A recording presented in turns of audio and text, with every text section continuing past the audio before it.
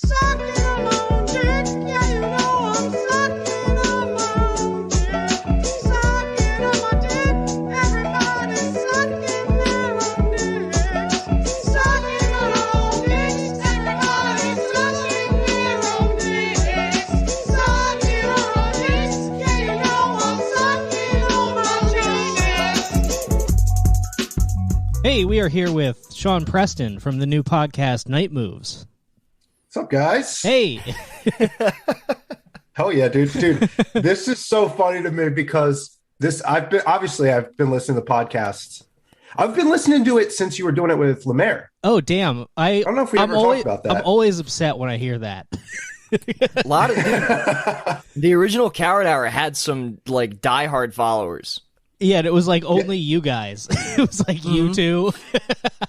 And also, dude, there was one dude who was very unhappy when the format switched. 'Cause I remember, like, early on when we started doing it together, there was a guy who was excited that Coward Hour was back, and then, like, within 2 episodes, he had made, like, an infographic connecting me to, like, Nazis. Do you remember that? It doesn't take long. No, it didn't at all. Yeah, it's really just two dots connected. But yeah, no. When I say that, I'm embarrassed about that. It has nothing to do with Lemaire, who I think is very funny and great on podcasts. But I was like in just an immense mental spiral the entire time. Yeah, aren't we all though? Yeah, but like, I mean, here's the thing. This podcast is also a big spiral, but this is like a cleaned up, presentable spiral. This is a controlled burn. Yeah, it's like yes, it's like we're the Native setting Americans the forest on fire. Yeah.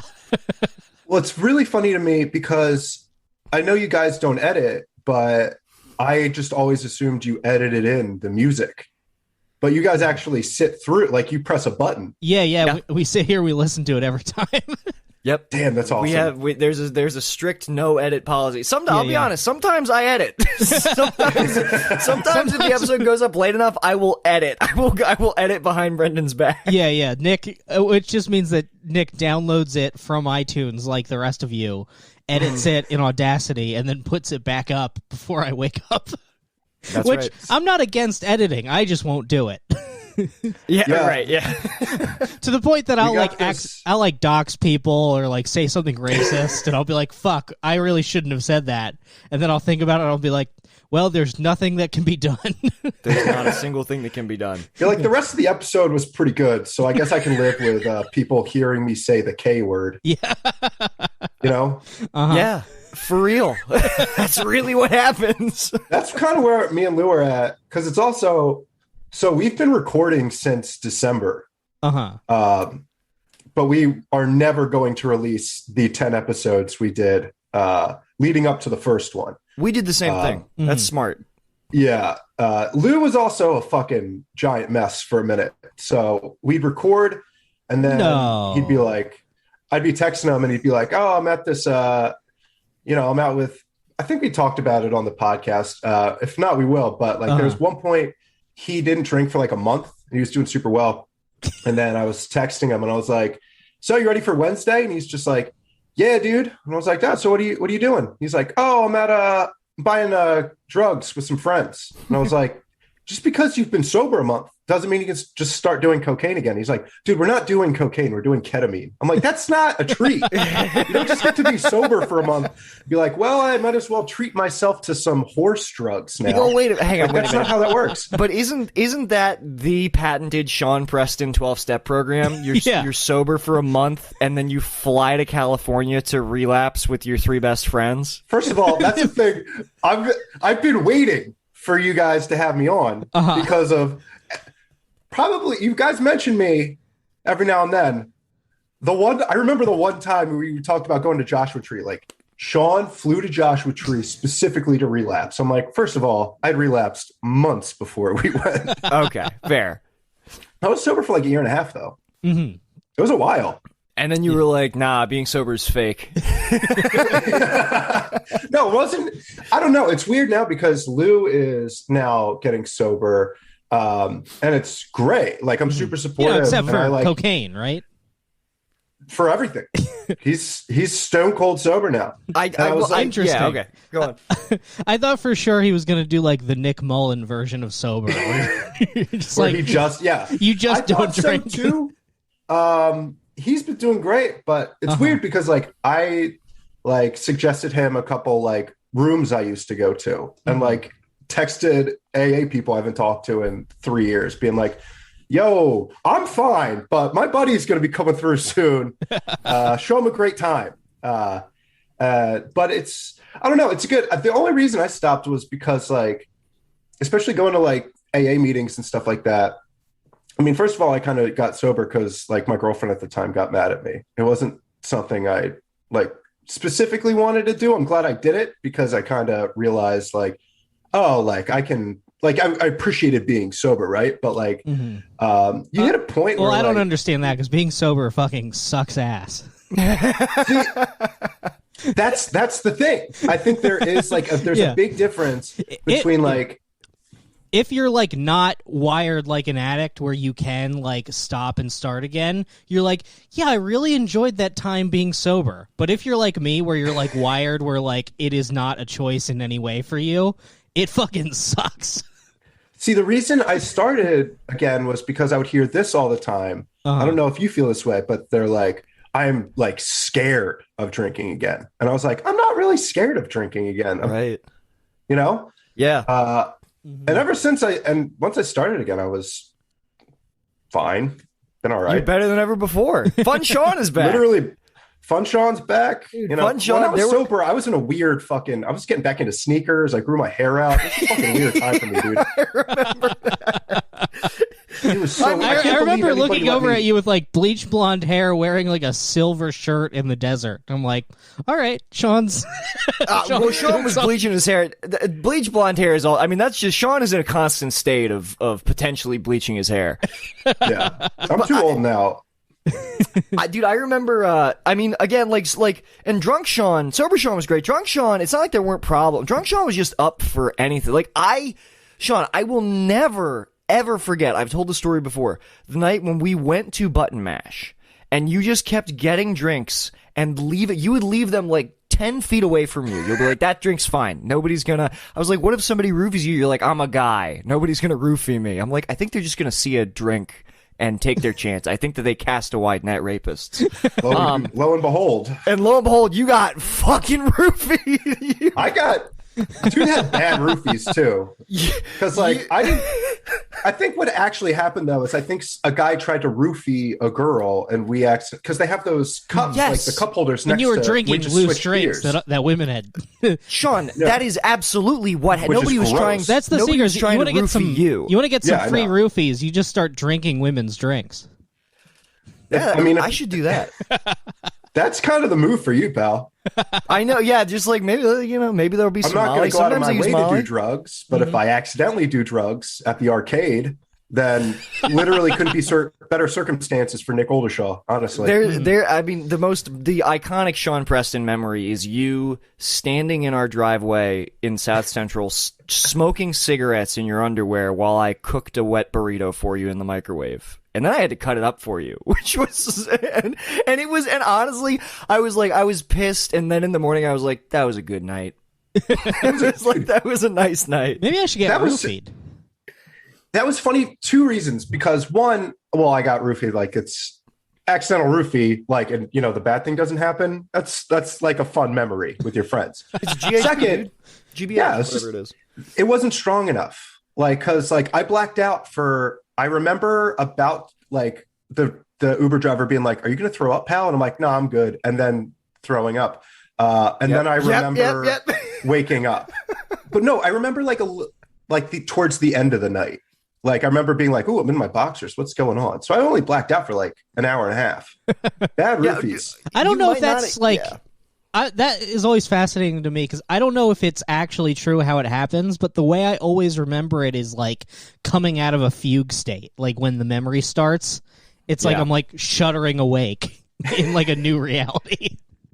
Because I think Nick thought I was just too drunk at first. And I was like, dude, I had 4 beers. Like I've never blacked out over 4 beers. Well, there was also such a turn because we got you like we were done playing arcade games. You're like, I'm gonna get the Uber, and I was like, all right. And we got into the Uber. You were like genial. You were nice to the Uber driver, and then like I looked over at you like 5 minutes into the Uber ride, and you looked like you had a concussion. Like your whole demeanor changed. And that was when the guy asked you if you were going to throw up. And then you said no. And then he looked at me and he said, please don't let your friend throw up. Like he knew that you were not the party to be contacted at this time. Damn, that was a great night. I've been waiting to have you on to talk about my stint with formal sobriety, because you were right. Do you remember in the summer? It was this summer when I did all that acid, and I called you in the morning, and I even talked to Brendan, and I talked to Tom, and I was like, I think I have a serious drug problem.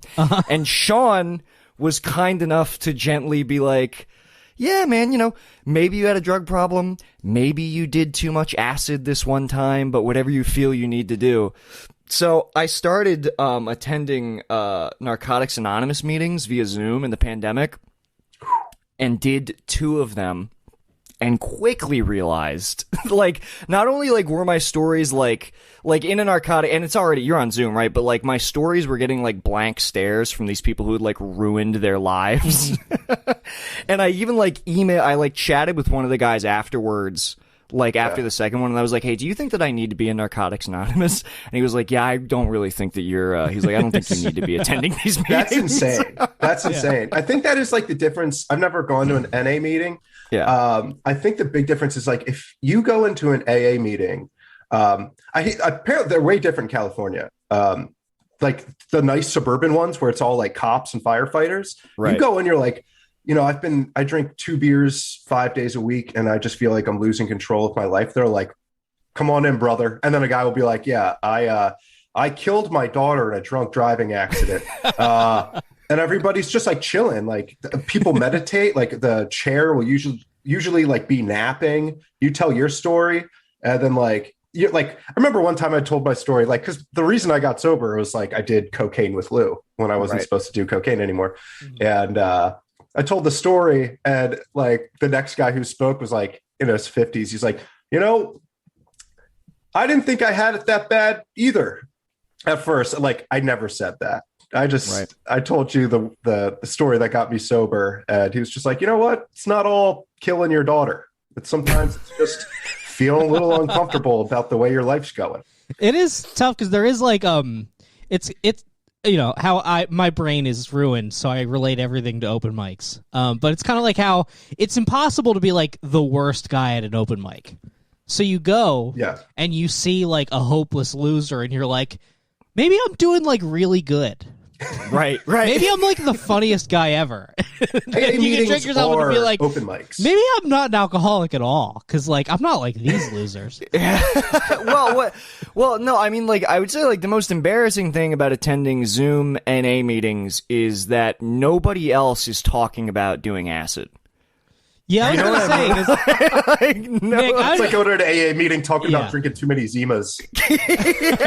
Exactly. I was I would wake up and I'd have a Smirnoff Ice. Yeah, people would be like, that sounds like it's bad for your body, not so much the rest of your life.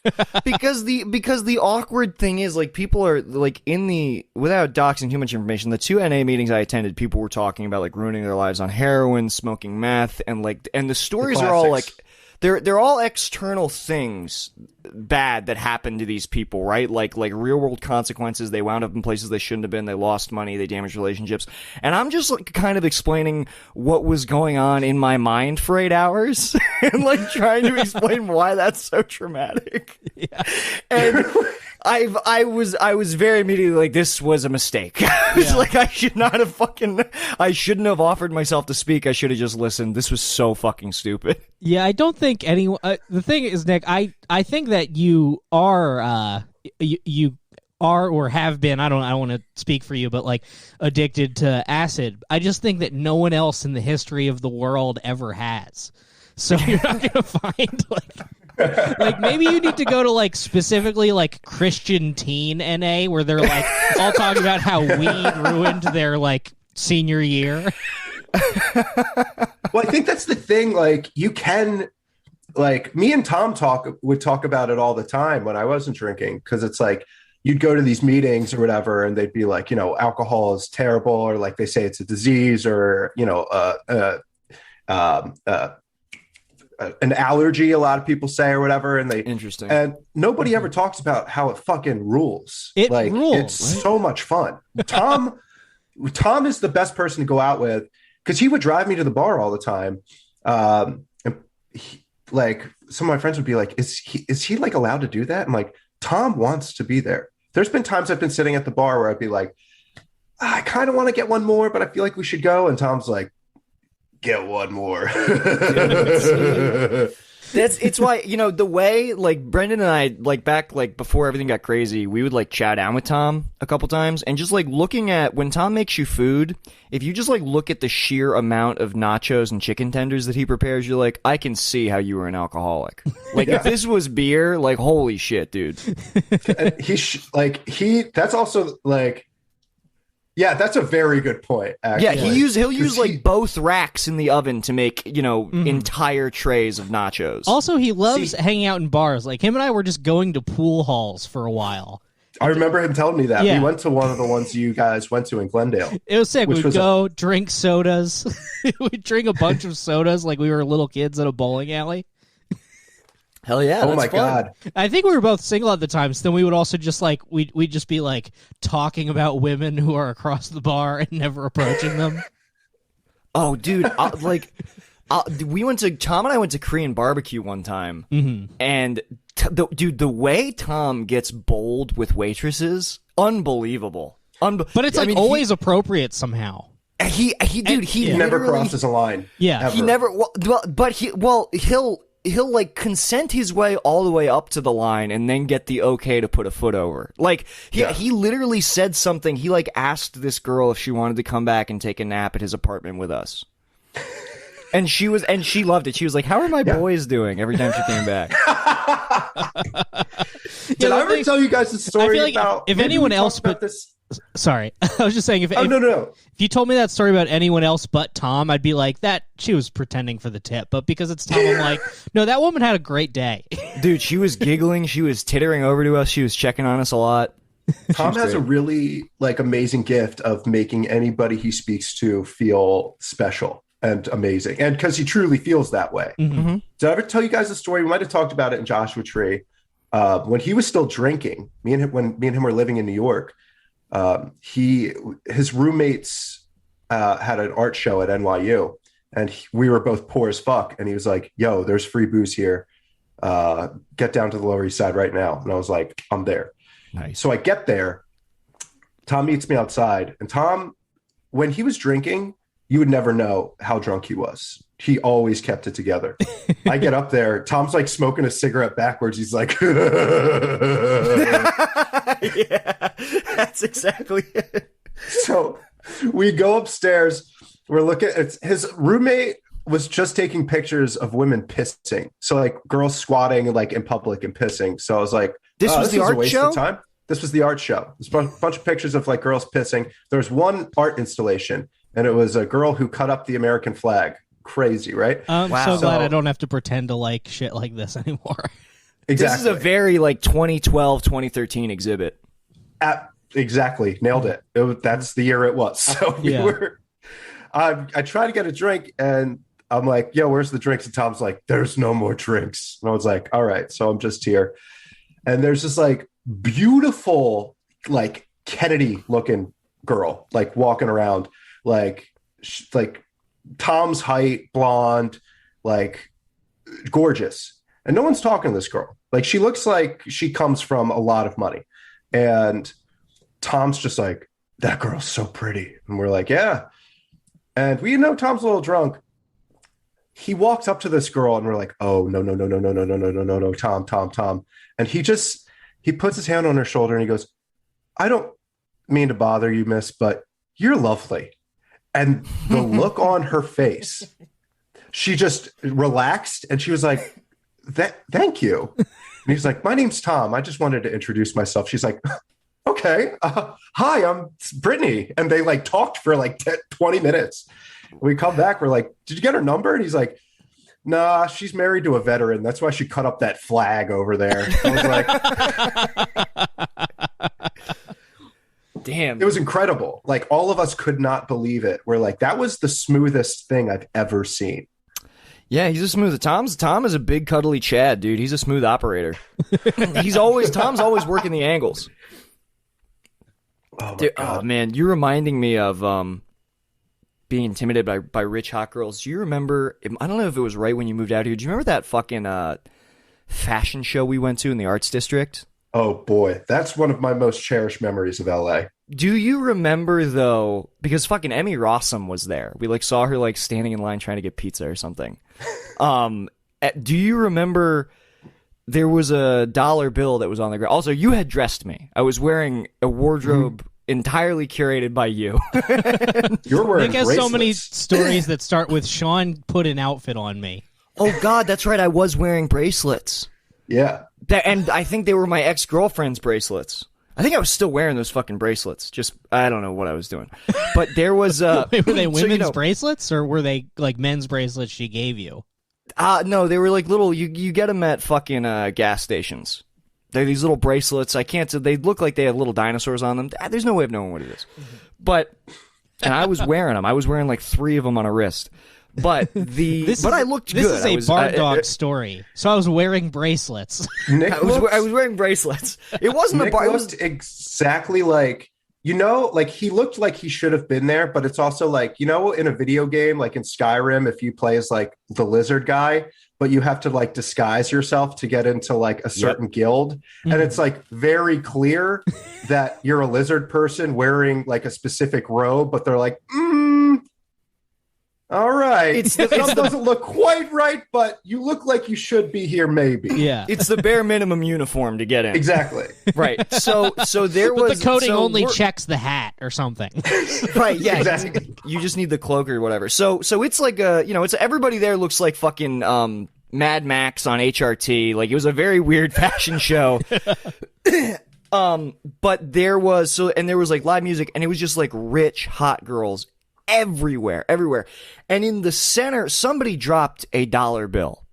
Okay? Now, if you're at a high-end fashion show full of... Nope, you can't be the only one bending down to pick up that dollar bill off the ground. But, like... I had a very public debate with myself whether or not I should get the dollar bill, and then I forgot down. about this. Yeah, I leaned down in front of like this group of really hot women to take the dollar bill off the ground and put it in my pocket, and they were like laughing at me, and I was like, I mean, I guess I found it. And then I was like, dude, it was the fucking... Dude, that was such a fun night. Do you remember you and I got like a little drunk, and Yeah, I got really drunk. it was the dumbest fashion show too, because you forget that like fashion shows aren't all just like Gucci and Versace. It's like art school kids doing it too. So the one we were watching, I don't know. They were like wearing fucking, like tattered linen and stuff, but they had these backpacks that were like the skeleton, like the plastic skeletons you get like for Halloween, but they wrapped them up like backpacks.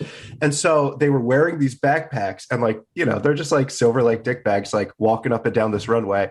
And like, you and I look at each other and we go, ooh, spooky. And this guy looked behind it, and he like glared at us like we weren't taking this seriously. It was that guy was so fucking mad at us. Pissed. I forgot. It was awesome. We like made eye contact. We're like, ooh. Well, in your defense, skeletons are very spooky. If you don't want me to get spooked at the fashion show, don't make it so goddamn spooky, fella. Oh, what? I would love like they come out and you just instantly like fully scream. Well, so and then like the thing that like grossed me out the most was like at the beginning of the night they had all these fish tanks that were filled with like jewelry, like like jewel encrusted gold rings and bracelets and stuff, and they had live snakes. They had live snakes in all the fish tanks. I hated that. Dude, but within an hour, all of the jewels and diamonds were covered in snake piss and shit. Like it looked hilarious. There were just like diamonds covered in like this gross like yellow film. There were these long turds strewn around the bracelets and shit. And then Very, you know very that funny they were fashion like, show. yeah, we meant for that to happen. Yeah, that wasn't just a consequence of our ignorance. It's here. actually It a was, commentary. Right. Yeah. That the lizard that shit was people are fun. shitting. Yeah. It's actually symbolism, that very smart thing that every 16-year-old learns about. Yeah. Yeah, this actually represents all the lizards in Hollywood shitting on the common folk, the jewels, the working class. I mean, this is where maybe I'm retarded. Like maybe there's a part of fashion I don't get, but like every single person that we saw walk down the runway, they were all wearing like weird Dr. Seuss, Tim Burton fucking hoods with like you're right, tattered sleeves and buckles on it and shit. And it's like I never like. It's not like I saw that shit hanging up at Kohl's, within the next 3 months. I don't understand the basic conceit of like fashion design and fashion clothes. I guess I'm not supposed to. I appreciate it somewhat. Like, the point of it is it's art. It's not supposed to evolve into like anything that you would sell at all. But like, also just wink at me while you're doing it. Like, can't we smile and be like, right? Like we can both appreciate it as an art form and also be like, but this is pretty goofy, huh? We're having fun. Yeah. Look, it's a skeleton backpack. That's all fashion shows. Like they try to make the hottest people in the world look as retarded as possible. Yeah. Without anybody laughing. But without like why is that worth billions of, I guess that's what I'm understanding. Is like, why the hell are these people like millionaires and billionaires? If it should be like, look at this retarded shit I made in my basement. It should be the same. Like if they acted like furries, I would think I would have more endearment towards them. Well, I feel like that's the art. It's walking that line between like, if we make Kylie Jenner laugh, then we failed. But if we like kind of see on her face, she's like, I kind of don't get this. That's what they're going for. Mm-hmm. Also, a lot of that stuff is done by people who they're doing it because they're already billionaires or like married to a billionaire. It's not like they made $1 billion making somebody wear like the sumo suit from like post prom. They're like, yeah, my arms dealer husband lets me have fun. So right. So that's why being so rich. That's what you do with your time. You're like, I'm so rich. I'm just going to make a bunch of hot dudes dress up like they're pizza boxes. Yeah. That's the kind of money and power I have. Yeah, which honestly, like, not the worst thing you can do with your money. If you're going to be like an Absolutely evil not. oligarch, I'd rather you do that than like buy kids. Yeah. Exactly. Yeah, I guess it's just over my head. I don't know.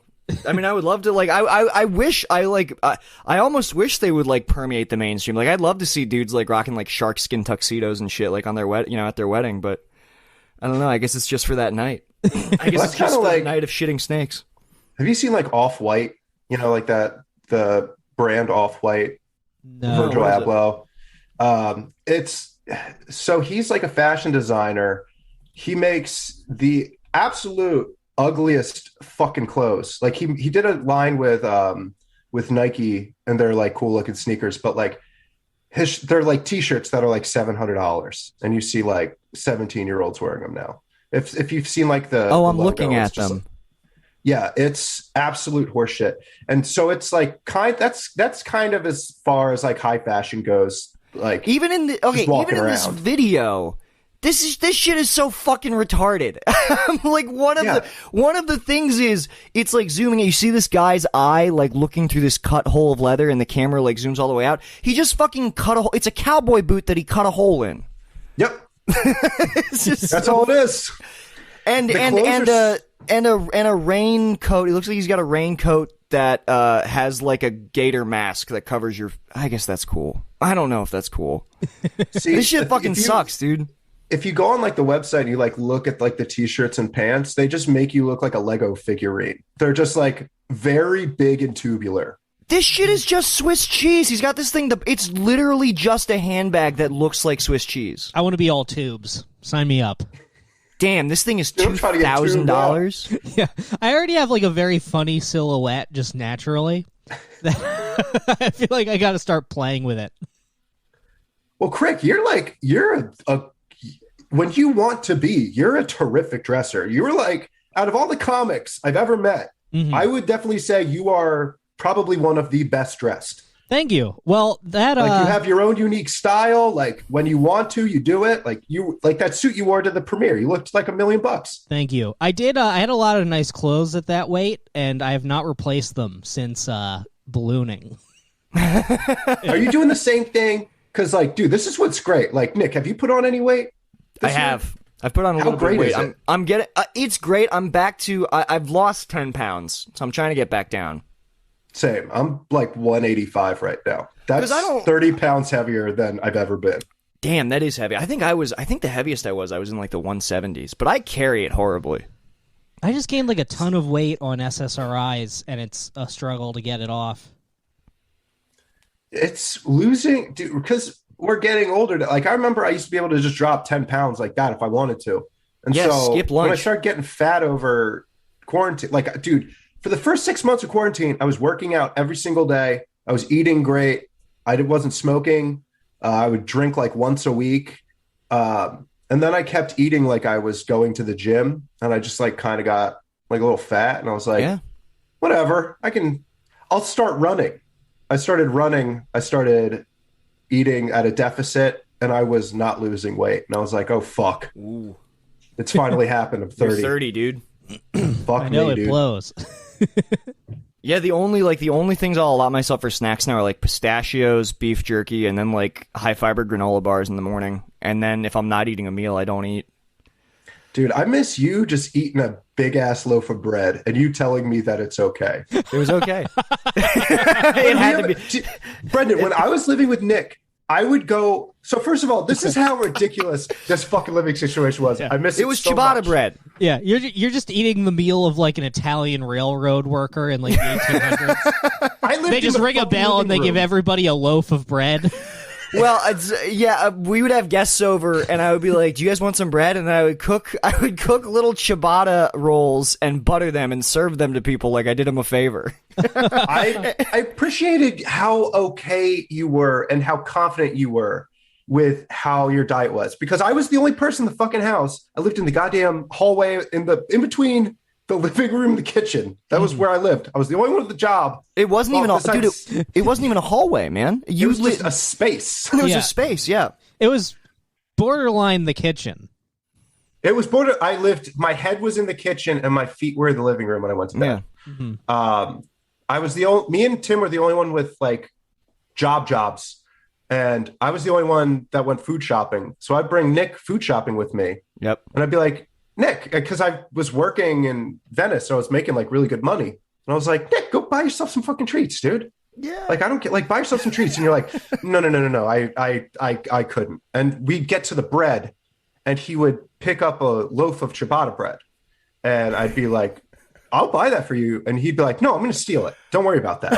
So he would like stuff like a loaf of ciabatta bread down his thigh. He'd get to the car, he'd pull it out, and he would start eating it like it was a burrito. Yeah. Like, he would unwrap the top and just pull it out of the plastic little by little and eating it. And he's like, see, Sean, these are all the calories I need for like 3 or 4 days. So I thought you just needed calories.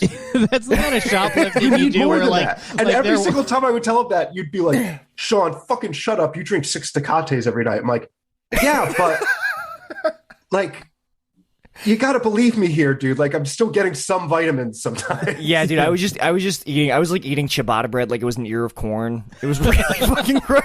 Confidently in front of people, you'd have guests over, and dude. in front of nibbling on your bread like a fucking like a horse, like a little baby pony. Just.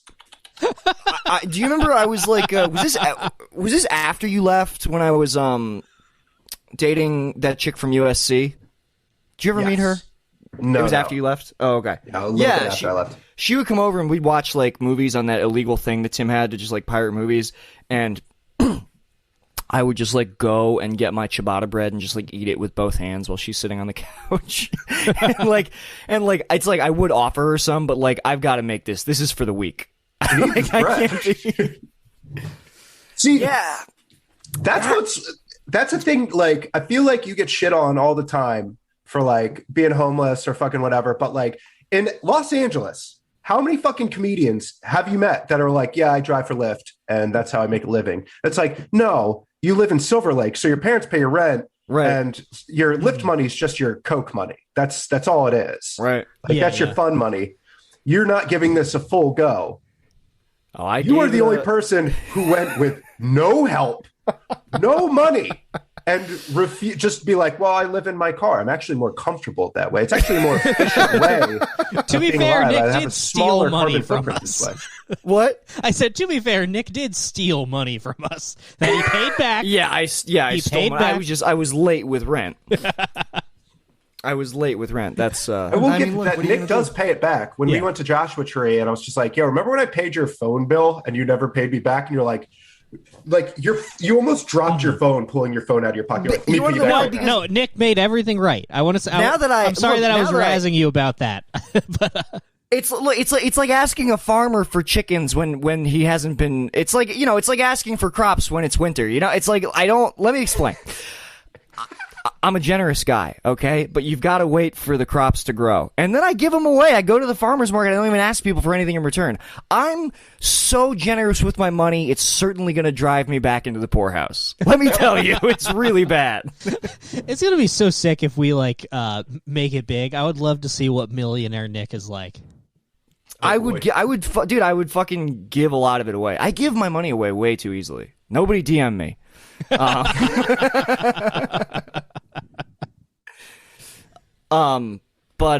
Yeah, I mean, you're right. It wasn't no help. There was a lot of I'll gladly pay you tomorrow for a hamburger today. There's a huge difference between it's easier to ask money from your parents than it is like your roommate or your friend or something. That takes way more effort because if you get judged by your parents, you don't give a shit. You're like, oh, I need help. They're like, of course you do. You're a comedian living in Los Angeles. Right. It takes a lot more. It's so much more nerve wracking to be like, yo, man, I'm kind of short. Do you think you could spot me? And then you pay them. But I commend that a lot more. I mean, I would always, if I've ever been in trouble with my life, I've always just gone into debt with a bank rather than asking my parents for anything. That's also true. Yeah. Oh, absolutely. I mean, well, you just look, you enter this. When you're living that out in the reeds, you just enter this place where it's like I would do things, or I would procure. I would get in situations where I had to ask difficult questions, and it was basically like coming out of a fugue state, and suddenly I had money. I was like, damn, I guess I did that. Okay. Like there were so many situations in my life where it's like, okay, I'm just gonna go into like low power. It's like when the iPhone battery turns yellow, I just go into like low power mode. 4 hours later, I have money. I'm like, okay, we did it. We get to see another day. So then those are some of my favorite stories of yours, which stories I've heard once, and I'm sure you will never tell me again. Yeah, well, I'm trying to save some of them. Yeah. I'm trying to remember, dude. It was like, people like, especially when I talk about like living in LA, like I loved it. And I had like living with the boys was probably the best time in my life, in my 20s. Really quick, do you remember the double? It was horrible. And I don't, in retrospect, I have no idea why it was so bad. I think I was just freaked out because I just broke up. But do you remember the double date that we had, like in the living room? Which is that's a weird place to have a double date. That wasn't even a double date. That was my friend who moved. Well, she was a friend of mine, but she was in the past tense. She was a friend of ours. I think we made bad impressions. I did talk to her kind of recently, but it was weird. Nice. Because like she had just moved home and she was like, hey, you want to hang out? And it was like 2 a.m. I'm like, I have a girlfriend. I live in a different, I don't know why you're texting me right now, but I was like, while we're here, I'm sorry for being a jerk that night. Right. Yeah. I should do that too. Yeah. You had your girl come over and then I invited my friend over and I was like, oh, this is bad because she's like, it was like talking about like a dog. It's like, oh, this girl's not good with other girls. Like, this is going to be a fucking bloodbath. Like, she hasn't, like, she was a foster dog. I don't know, like, it's bad. Mm. Couldn't have gotten along better immediately. They wound up, what was funny was, they got their nipples pierced the next day. yes, they were on each other's Instagram stories after we like kicked them out because I don't know what was going on with me, but that girl was cute. And then she showed up and my brain did the Anomalisa thing where it's like, because she was interested in me, I just saw like fucking Tom Noonan's face and voice. And I couldn't believe it. I was like, Nick, this is a really pretty girl and she seems cool. And you're like, I don't want her here. I made her leave. You made her leave. I was like, I do not want this in my house. I don't know what the hell was wrong with a woman me. who likes me? Well, clearly she's insane. So yeah, because Kelly was there too, and Kelly took me aside. Did she hate that girl? I feel like she was like, she's really pretty, but then like by the end of the night, she's like, these girls have to fucking go. That's right. Yeah, well, because she like took me into my room and I was like, I want that girl to leave. She's like, why? She's beautiful. And I was like, no, I was like, I don't see it. It was really that happened. You did say that. That happened. So, dude, there were so many girls that I brought back to that apartment where I was definitely like punching above my weight. And everybody was like, what are you doing? And I was like, I need them out. I need all these dogs out of my house. That's what ended up happening. She got there first before my friend came over, and I was just like, look, I don't want her coming here. She's like kind of fucking crazy. Like she's like, she's great in small doses, but like, I'm really scared she's going to be mean to you or something. They become best friends. And then she's just like, oh yeah, Sean was saying that you're out of your mind and blah, blah, blah. Yeah. And then she texted me the next day. She's like, never fucking talk to me again. And I was like, look, you're right. Absolutely. I apologize. Do you? Both those girls were right because both those girls didn't realize that they were driving to South Central to enter a den of like just concurrent psychotic breaks. Just like 4 people who had moved to California with no plan, who were really freaking out. It was a really bad hang. Nick, I have a theory. What's your theory? I don't think that this is it, but the way that you look at attractive women, it's the same as a guy who has like trained himself to only like be attracted to anime. So it's like you show him a 10 and he's like, it's not quite, it's fine. Well, I mean, I look at it this way. It's like the minute you've had good New York pizza, you hate pizza everywhere else. Does that make sense? I mean, Nick, the famous saying is that sex is like pizza. It's always pretty good. No, but it's not like New York pizza. You get an authentic dollar slice in fucking New York, and then you go to Chicago, and you're like, what the fuck is this deep dish? This is not pizza. I want pizza. Give me pizza. Soup. New York pizza in this scenario is like classic East Coast BPD art girl. Look, you know what? I know you're what like, I it's like. the water, the way they make it. the dough. Yeah, or it's like having a fucking Philly cheesesteak anywhere outside of Philly. You're like, where are the Omarosa rolls? This is bullshit. Yeah, then you have a cheesesteak in Philly, and you're like, this sucks, but it feels comfortable. Also, sex is not like pizza. It's not always pretty. Do you know how much sex I've had where I've just like wanted it to end, where it's felt like a sentence in hell? Do you know how much sex I've had where I'm like watching myself from the ceiling, just like completely dissociated? I mean, I've had plenty of that myself, but it's never the sex. It's always something else going on that I've created in my own head. That's fair. Damn, I'm kind of bummed that I never got to, because Brendan, you moved into the room I was supposed to move into, right? Oh, yeah, that's right. You were supposed to. Oh, yeah. I guess so. That should have been what I did. I shouldn't have gone to Denver and then. I forgot you went to Denver. I lived in Denver. What were you doing in Denver? 8 days. 8 days. I packed my fucking car up. I drove to Denver. I unpacked. My buddy, who's also from Doylestown, was going to meet. He already had his room there. with his dog and everything, but he had to fly back out to Doylestown to go to jail for a week because for his second DUI or something like that. Then he was going to fly back. Mm-hmm. So I'm living with this other dude. Wait, he flew back to serve his own jail sentence? Yeah. That's a fucking his parents were lawyers. So he was just like, dude, it's going to be easy. Like I get to order out. I can bring books and stuff. He called out sick to jail, by the way. The day he was supposed to go, he was too hungover. So he called out sick to jail. So they gave him another week. Yeah.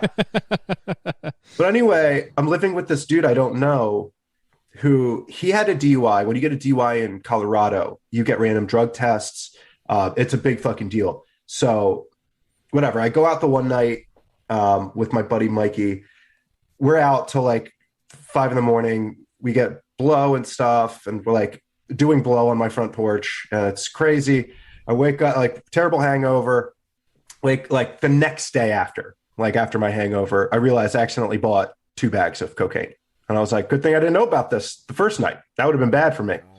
So I told my roommate about it. I'm like, classic mix up, dude. Like, do I have egg on my face? I bought 2 bags of cocaine instead of 1. How dumb am I? And he's like, we've all been there. And then the next day, so he's been waiting for his drug test. He knows it's coming. It could be any day. Could be today. He comes up to me and he's like, "You still have that blow?" I was like, "Yeah." He's like, "Let me check it out." Oh. I give it to him. He pulls out a knife, does a bump, and he's like, "I'm going to fail my drug test. So, and I was like, oh, fuck. Like, that was when I started realizing, like, this might have been a bad move for me. Whoa, dude. So we go out. We run out of cocaine, and it's That's 2 in the always morning. what happens. You rarely wake up with more. That's Has why anybody I was like, ever had? I woke up with a full bag. I was like, that never happens. Extra cocaine. So he's like, "I know a guy." So we Uber over to this guy's basement apartment in like the center of Denver, and windowless apartment. He sells blow, and he's like covered in Nazi tattoos. And I'm like, this is not where I want to be. Like with a guy with like swastika tattoos, like I don't like doing sketchy blow with. And he's like, "I'm not actually a Nazi, dude. Like I can tell you're looking at my tattoos. I actually served some time in a federal prison, and the only way I wasn't going to get the shit beat out of me was if I, joined the Nazis. But like, I'm out. Like, don't worry. Like, I just needed to do what I needed to do to get by." And I was like, wow. So that's the same as when I started dating my girlfriend. And I was like, yeah, I used to do comedy, but like that chapter of my life's done. But we partied until like 10 in the morning. I forced myself to go to bed. I wake up at 5 p.m. There are now 14 people at the house, and I wake up to Prodigy's "Smack My Bitch Up" getting blasted through the house. I don't know if you've ever like had a cocaine hangover. The worst song you could ever wake up to. That's, dude. It's funny how like every single drug dealer is the same guy with the same taste. Even hearing "Smack My Bitch Up" now gives me like the anxiety, like upset stomach. Like, have you ever had to hold a lizard when you were buying drugs? Because that's happened to me twice. 2 different drug dealers. I've never had to hold a lizard.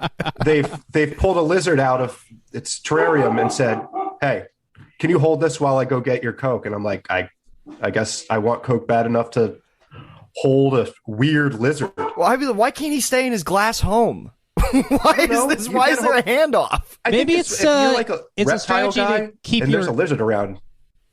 You're gonna want to pick it up. I guess that's true. Yeah, I was gonna say maybe it's a strategy of like keep your hands full so you can't steal things. Oh, interesting. While he's gone. That's actually a great. Yeah, that's probably it. What was I going to do? Steal the Alien vs. Predator action figures on his Christmas tree, which is what was at his house, by the way. Oh, dude. No, I will never in my life go back to having to hang out in fucking like drug dealers' houses. Like, I just can't do it. Having to sit there like while it takes them an hour and a half to get your drugs ready. They want to freestyle rap for you and beatbox. It's the absolute worst. Yeah, you gotta have the conversation where they're like, "Yo, you ever heard that song Dance with the Devil?" And you're like, "Yes, I have." He's like, "Yo, let's listen to it." And you're like, "No, I have heard it. We don't need to listen to it again." I went to pick up one time, like the worst. I went to pick up drugs at this crack house in Midtown once when this was before I moved. Maybe I was like 20 or 21, and it's one of those things where it's like when you walk in, just like you think you know about how many people are probably in the house. And then, like, you know what I mean? Over the course of, like, 15 minutes,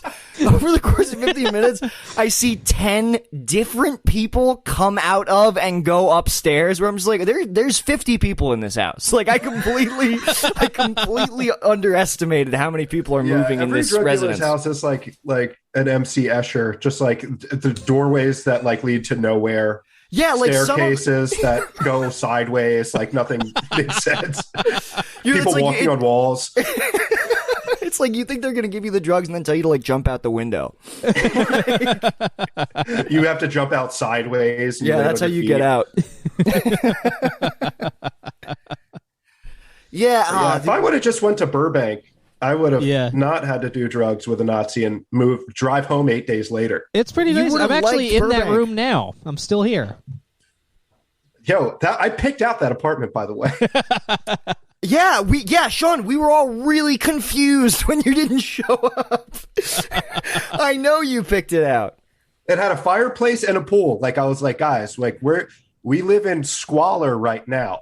Mm-hmm. We're gonna live, but like we make enough money that we can afford a nicer place in like Burbank.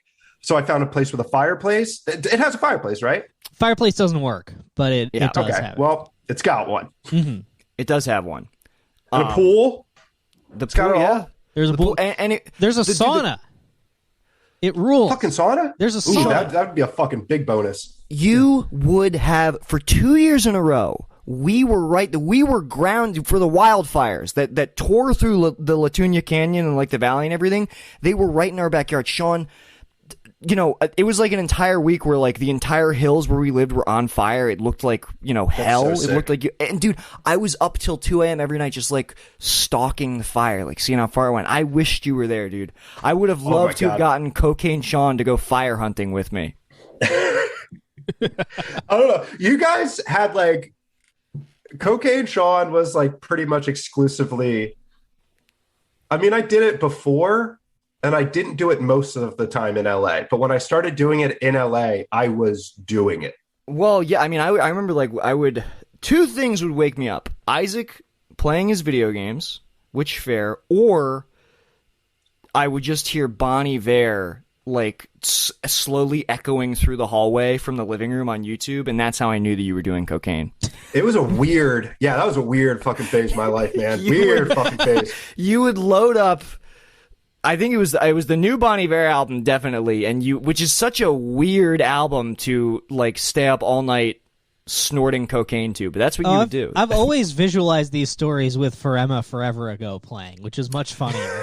No, it's the weird like You're it's not the that one. Wrong. But he was doing coke to like the weird electronic one. It sounds like that Bon Iver record sounds like a gay computer virus. Like If I ever relapse and start doing coke, I'm just gonna play like Sufjan Stevens for people. Yeah, that's like honestly, I don't know. Whenever I would do it, it's the Bon Iver album where he speeds his voice up to sound like a chipmunk, and like every time I would hear that, like I would be like, Sean is doing cocaine. It's 3 a.m. Yeah, that was a weird time.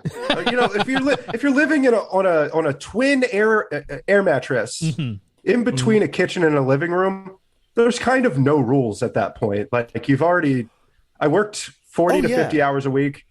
Like I had no time to do comedy or anything that I moved out there to do. So it's like my days off. I'm like, well, I'll just drink gasoline. Like, what else am I going to do? Like, I feel like there's no way to like move here without at least the first year and a half being a complete mental breakdown. Oh right? yeah, but we were even like, because you were working like 50 hours a week, you know, and you lived. Not even in a hall. You lived, like we said, between the kitchen and living room. I did the math after I got my W-2 from there. I was making like $60,000 a year. Yeah, and your rent was like the most money. My rent was $350 or something like that. And so I saved all this money. I lived on a fucking air. I'm like, what is happening with my life right now? Like, Sean, I should be doing well. You should have. You know what, Sean? Work 30 hours a week. Do comedy. You were. That's what I was trying to do. I was trying to find a new job so I could. Right. Well, couldn't you just ask? You just say you want less shifts. Like I don't know why I moved, because like looking back, I mean, I loved living with you guys. It was so much fucking fun. I don't think I was as much fun to live with sometimes, but well, no, I mean, Isaac screaming all the time. Right. Tim and Kelly having loud, clappy sex. That's right. And one time I was drunk on the couch watching Chop Junior or MasterChef Junior. And I started crying because this little fat kid lost, or was going home. And then I just hear like loud, just like like caveman sex from the other room. Yeah. And while I'm crying, alone on the couch watching MasterChef Junior, and then like Tim walks out with like a half chub and he's like, "What's going on, man? What are you doing?" I'm like, "I'm fine, dude. I'm fine." That's the Tim walking. Hey, what's going on? What are you guys up to? Like just pouring with sweat, like cum staining the front of his sweatpants. I forgot how lonely listening to people fuck can be. Right. Oh my God. Well, yeah, we got real into fucking Gordon Ramsay, but the what oh, you reminded me of something. Oh, I remember. It's like you could have been so great, dude. You were in one video here and it was a viral hit. You did. It has 150 million views, by the way. Yeah, I didn't get paid. I didn't get paid. If I would have made 1 cent off of every single view, or I would have, I think it was like I would have made like $200,000 or $300,000 or something like that. They were supposed to pay me, but something got fucked up and they never did. Damn. So, and after I moved back, they asked me to do more, and I was like, maybe I'll come back. You know, I'll be back in April, and then I fucking never did. Sean, I hate you so much. I'm glad I didn't do it, dude. The red carpet was just unfurling before your feet, and you were like, "No, I gotta go." You're like, "I gotta go back to Doylestown." Dude, I hated every single like. I knew you guys, and I had my friend, like, you know, my friend Allie out there, and she introduced me to a bunch of people, and she's like, "These guys can like, these good people to know. They can like book you and stuff." And I was like, I went to like a birthday party. I won't name any names, but I hated literally every single person I met there besides my friend. Definitely. I was like, these are the most I've never wanted to beat up other comedians before. Ever. Yeah. Until I moved to LA, and I was like, these are the most insufferable people I've ever met in my life. They're really no good. One dude name dropped a Philly comic to me. He's like, "Do you know this guy?" I'm like, yeah, from like, I know him. And he's just like, "Yeah, I know him." Like, yeah, he told me he can book me whenever I show up to Philly. I'm like, who's he name dropping? If it's not weird, I don't want to say. Okay, but it was at the time. It was he's like a Philly comic, but he wasn't famous or anything. Like it wasn't Shane, but it was like, it was. I don't want to say who, but I'll tell you after. But yeah, it was just a weird comic to name drop. I know Robert Rule. Yeah, he was like, yeah. You know Rick Rabotin? Like, no, it was. I mean, this comic like works and stuff now, but like, at the time, like, I was just like, what a weird name drop. And then like, he was very cold, like the rest of the party. I'm like, I was like, I don't want to be like, they were all like talking shit on like this one comic who's like, was super hot at the time because he was like giving unsolicited stand-up advice. Like, I'm not going to listen to him. I'm like, maybe you should, because he's like on TV. Right. If you're hanging out with him, maybe you should like take his advice. And are any of those dudes doing well? No, not one of them.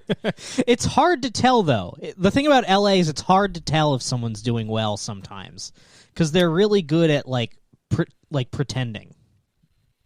Yeah.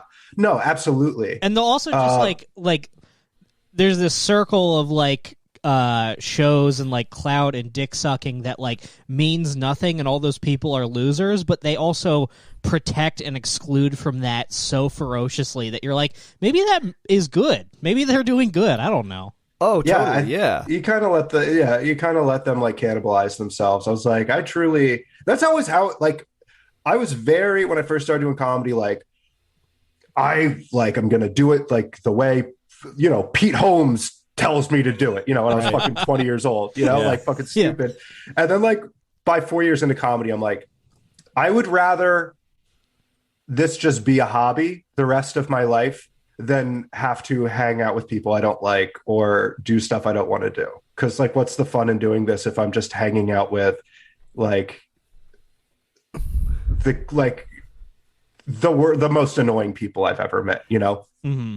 Yeah. It's it like, takes the fun out of it. It's like the whole reason why comedy was appealing is because I didn't want to, like, the obligation of structure it seemed like it was going to be different from like any other field or community that you would get into, like but why would it be? I guess in retrospect, It completely makes sense. But yeah, that's always such a turnoff every time like you think you finally found a way to like just be free and like be creative, and then you're like, I got to deal with all the fucking bullshit of this community. Buh. Yeah, so that I say phooey. Mm-hmm.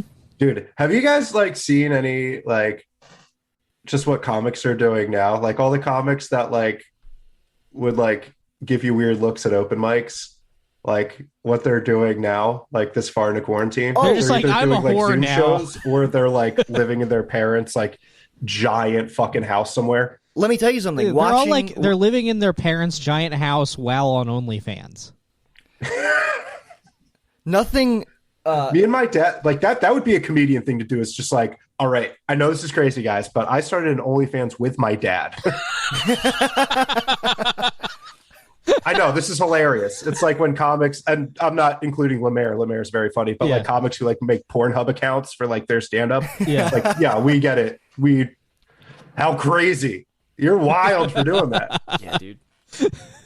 No, I love obsessively specifically people. I mean, my favorite people to check on who slighted me are people who had credits in like 2013, 2014, because there were a lot of comics who like, came through to Baltimore. Some comics that I met here, it's like, oh yeah, they did late night, like in the early 10s, and now, man, ooh, they're struggling. They're starting podcasts. Nobody's listening. They're getting 7 likes to a tweet. 10,000 followers, 7 likes to a tweet. Something's wrong.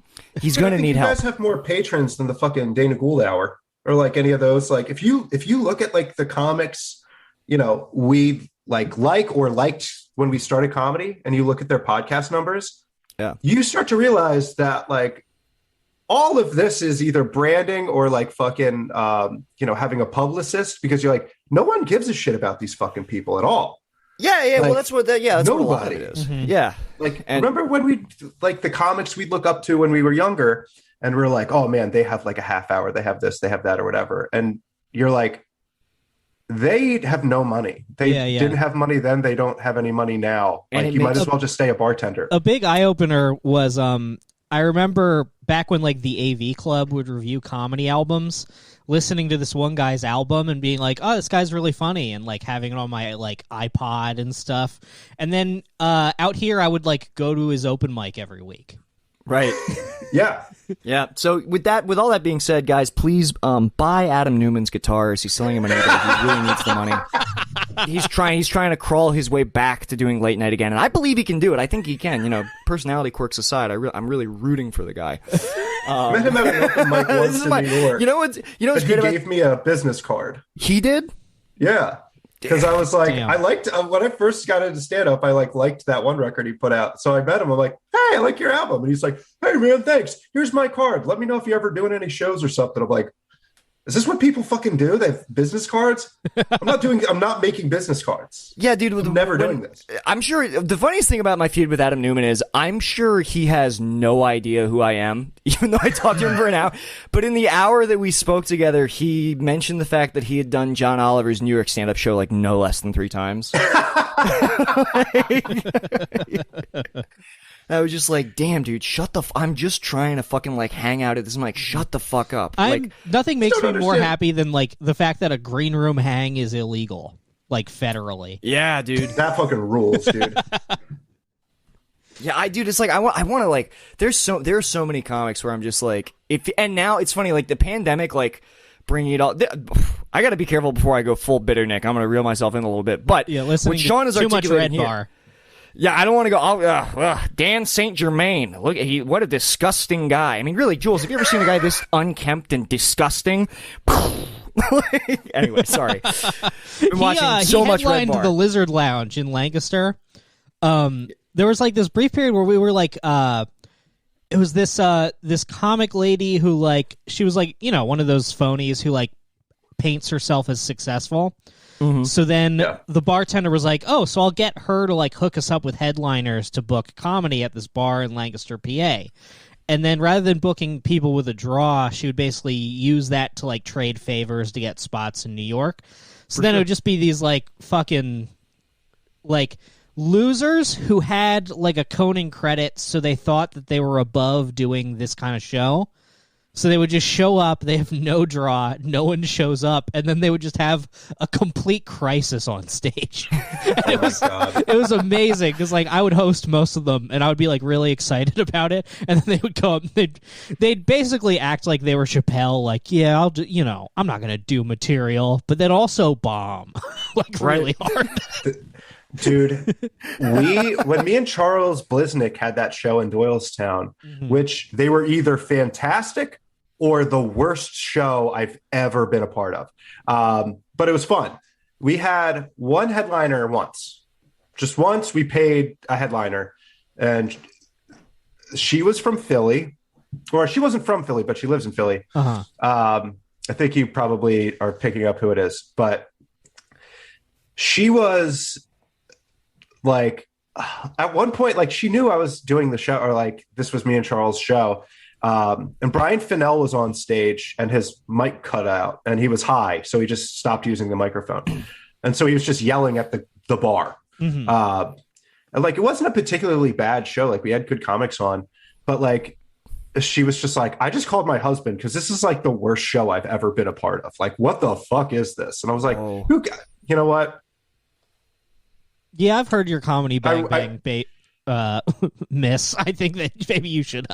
Oh, she called her husband, so I know exactly. Yeah, she was, like, talking to her husband, and she was just like, yeah, like, this is, like, one of the worst shows I've ever done. Like, oh, sorry, it wasn't opening for Patton Oswalt again. Your credit. Please leave. Was she calling her husband, who's also a comedian? No, he's not a comedian. Oh, then I don't know who this is. No, but, like, she was just, like, openly, like, I don't know. It was just, like, we'd have all sorts of people on the show, and they were, like, all sorts of comics, and they were all fucking, it's a show. Mm-hmm. Like, it's a dumb bar show. What are you, you can't expect this to be anything more than it is base level. You know what I mean? Yeah, dude, fucking, like, people with, and maybe it's just because, like, there was a moment where, like, the second comedy, actually, I guess the second comedy boom lasted about as long as the first one. It feels like it was 10 years from, like, 2000, maybe a little less than 10 years, right? If we had 2008 to 2016.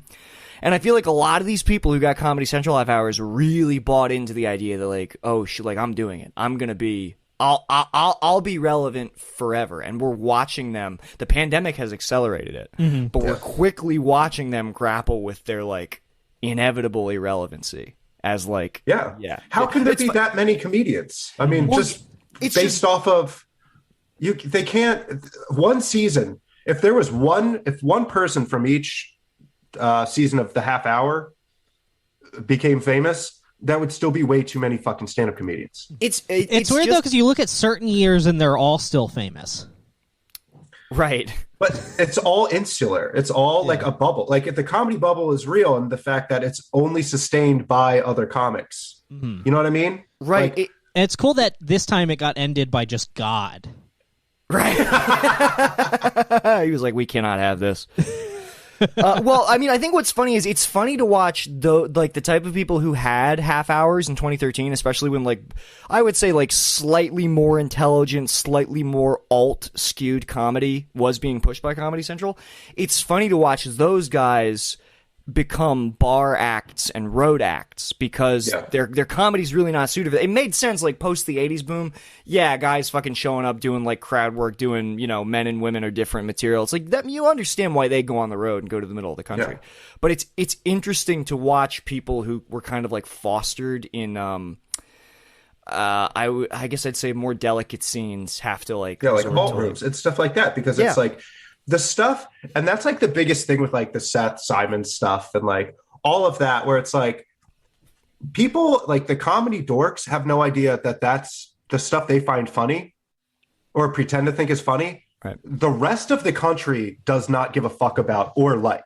They like Shane Gillis. They like, that's the stuff they like. It would be really funny to see like, because he's undeniably good. Yeah. he's undeniably funny. People like to feel uncomfortable or fucking whatever, like without getting like corny and like breaking it all down. But like most people like stand up like that. That's whenever you tell somebody you're stand up, they either like, are you like fluffy? Or like, do you know Joe Rogan? It's like, oh, the two most famous comedians. No one's ever like, oh, are you like Andy Haynes or like some other comic that like was, you know, that had like heat on them for a second, like whoever. Like no one gives a shit. It's it's all famous fuck like.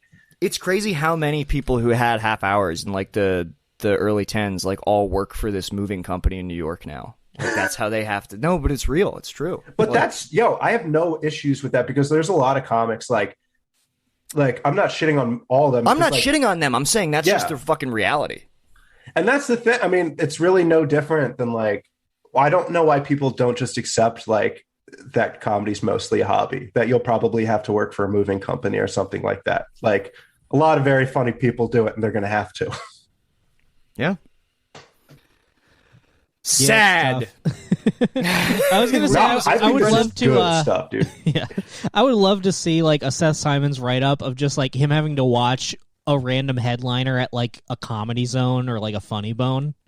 Oh, yes, my god! Just be like, he has to watch like the like Richard the retarded hypnotist or like whatever. Yeah, like you know, local like, East Coast headliner. Yeah, this guy's canceled. This 70-year-old Italian man. The Amish rapist or like whatever. Yeah, like there's always like they're going on stage. They're saying the word. They're saying every word. They're saying. I remember they're like huge laughs. Like starting in like the middle of rural PA, I remember seeing a guy go up, start his set. He's doing like material. It's not going so hot. He's kind of losing the crowd. So then I see him like think, and he's like, "All right, 2 N-words walk into a bar," and everybody's like clapping. Yep, got him back. Yeah, and then he starts crushing, and I'm just like, "Wow, this is not what I thought comedy was going to be like." Dude, that's what it is. That's what comedy is, unfortunately. Yeah. Crick, did you ever do the Comedy Cabaret? Yeah. The headliners there have not changed their act in 30 years. No, and they're still doing Viagra jokes. They're doing America's funniest home video jokes. Oh, hell yeah. And they're killing. You see the Simon Cowell guy? The what? I said, you see this Simon Cowell guy? Dude, exactly. Yeah. It's and they're killing. So it's like maybe just lower your bar, you know? Maybe that's what we should all start doing. Get puppets or something. Maybe. Develop some sort of character. Learn magic. I think I could get on board with fucking Simon Cowell material because I go through these. I think it happened even while Sean was living with me. When I like am really spiraling, I just watch like America's Got Talent, like inspirational. Like I search America's Got Talent, Simon Being Nice compilation, and I'll lose 2.5 hours to that. Just like you Simon. love watching mean people be nice. Like, dude, we did the same thing with fucking Gordon Ramsay. Yep. Gordon Ramsay being nice to kids. Oh, I'm always down to have it thrown on, dude. Mm-hmm. I love that there's a video that juxtaposes the way he talks to adults and the way he talks to kids. I mean, that shit, I could inject that right into my veins. Oh, I love Gordon Ramsay so much. Guys, I'm very sorry. I have to pee. I will be right back. Oh, yeah, we'll talk amongst ourselves. Yeah, man. Yo, how stoked are you guys? Because we're going to Joshua Tree in Palm Springs this summer. We're doing it. Well, I know you're going soon. I'm going this month. In July, we're going back to the East Coast. I can't even actually talk about why we're going back to the East Coast on mic yet until we have it nailed down. But I will say that for 2 weeks in July, I'm probably going to be on the East Coast. So if you can, if we can coordinate it to like after then, that would be sick. Dude, that'd be. But yeah, dude. Tight. Should we bring our girlfriends or should we make it just a boys' weekend? Absolutely. Okay. Dude, it's all about Sherry. My girlfriend was talking to me about this. She was just like, if you just want to have like a boys' weekend, I was like, you don't understand. Boys transcends traditional gender norms, honey. Right. This is you gotta have boys' energy, boys' weekend energy. And I was like, you can definitely manifest that. I know that. And I think it sounds like your girlfriend could definitely. Oh, she can have thrive at a boys' weekend. She can thrive at a boys' weekend for sure. We'll have to get a place with like fucking 4 bedrooms or something. Then dude, the place big time. We got a really cheap place. The place that we're going in 2 weeks, we got a really cheap place like with 2 bedrooms, and it's nice. The Time Machine is no longer. They don't rent it out anymore. But we found another place that's on like 6 acres with like a record player that looks like it's gonna be fucking tight. Dude, hell yeah. Yeah. Dude, me and Lou did an episode. We don't know what we're doing. Like it would be so much fun to. I'm sorry, I didn't mean to interrupt you, but I just got excited. No. Like we should take our girlfriends to Joshua Tree, all 4 of us, and just like all get like fucked up, like have like a wild ass weekend in the desert. Dude, fuck yeah. Well, that's the thing. Me and Lou just did an episode, because he stayed in Palm Springs like last August. At this hotel that has 40 fucking pools. It was actually the place where they shot The Bachelor, or The Bachelorette, I'm sorry. Really? Yeah, and it's like just a bunch of casitas and stuff, but they have like 41 pools. So we called the front desk to see if we could logistically take a dip in every single one of those pools. Hell yes. She was loving it. It was like this nice lady at the front desk, and we were like, oh, so 5 of them are private, so I guess we'll only hit 36. And she was like, Lord, you guys seem like you could make friends anywhere. I thought you was getting those extra 5 pools. It was like, fuck yes. I love a kind prank phone call. That was the thing, because we wanted information, so we wanted to like be like, hey, I know we sound like a couple of knuckleheads right now, but logistically, 41 pools one day, can it be done? Let's go. And she was on board. Damn, dude, that's what I'm trying to.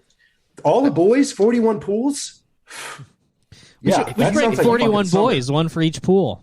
If you win over the black lady on the phone, that's powerful charm energy, dude. That's you. You're very good at charming people. If you're able to like get her, be like, y'all have won me over. This is not even my job, but y'all have won me over.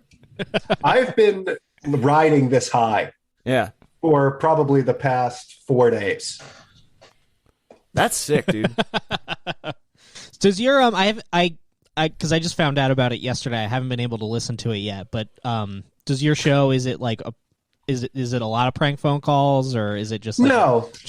We have no idea what the fuck we're really doing. Gotcha. It'll get better. People have been saying nice things, but a lot of time we like drink like we were drinking bangs before.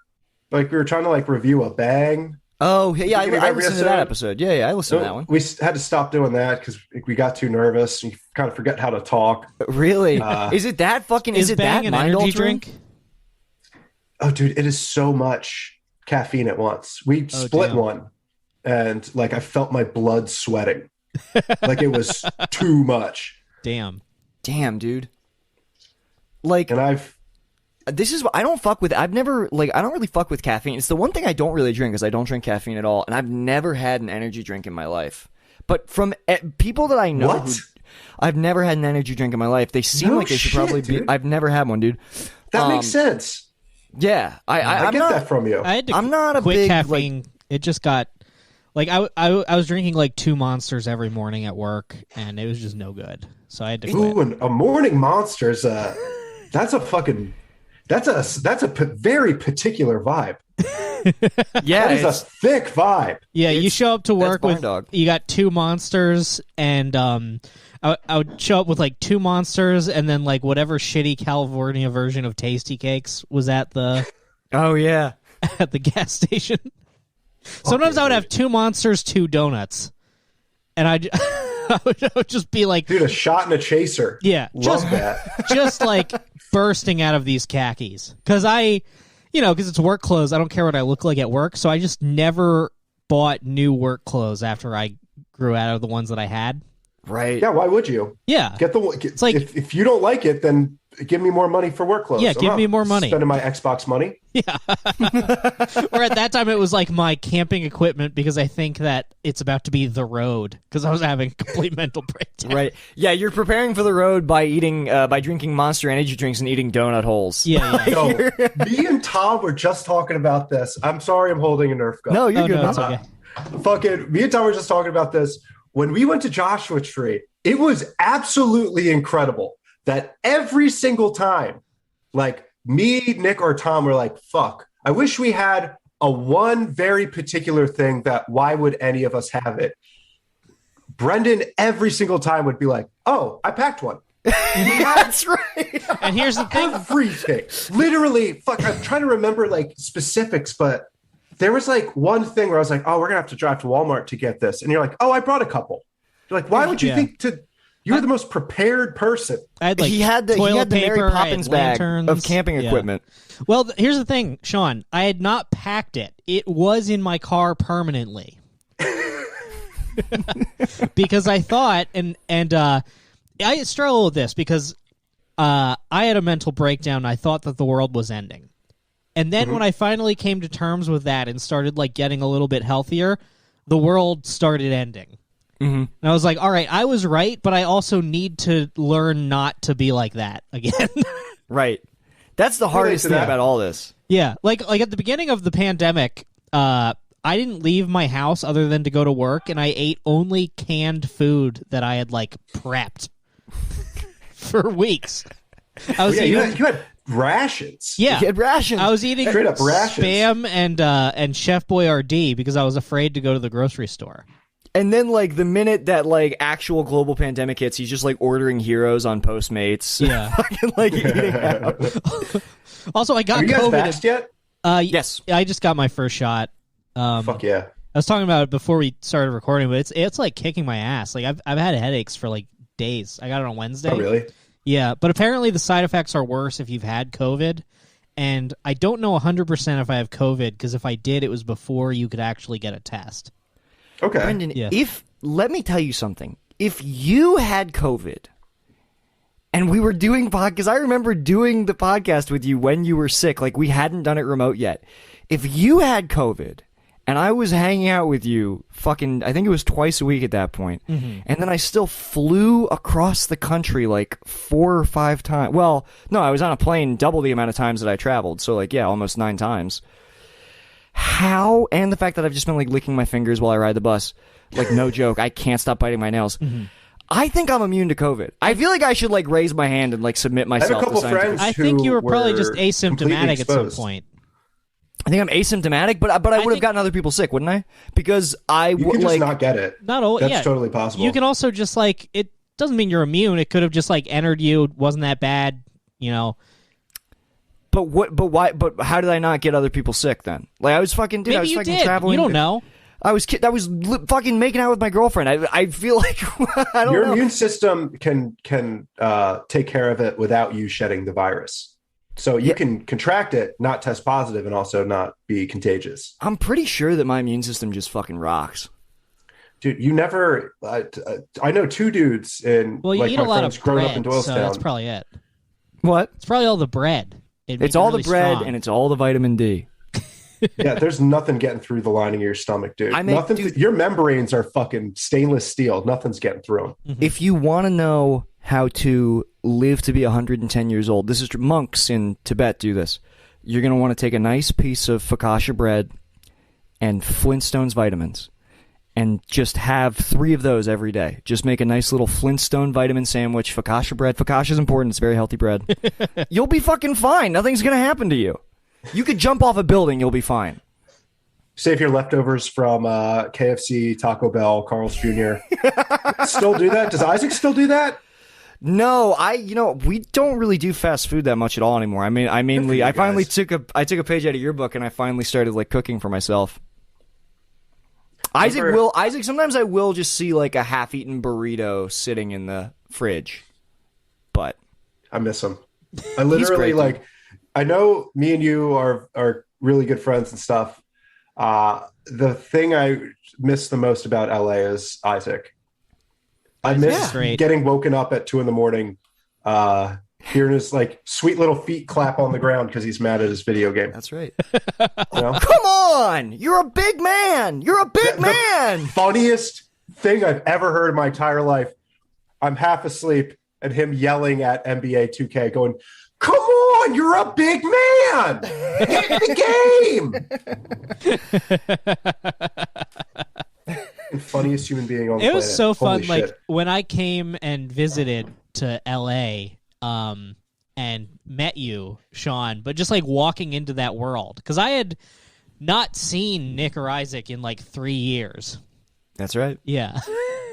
And we were both sleeping in the living room where Isaac played video games. So it was like we were in the Handmaid's Tales. Like we just crossed paths. And I'm like, yeah, this is what it's like here.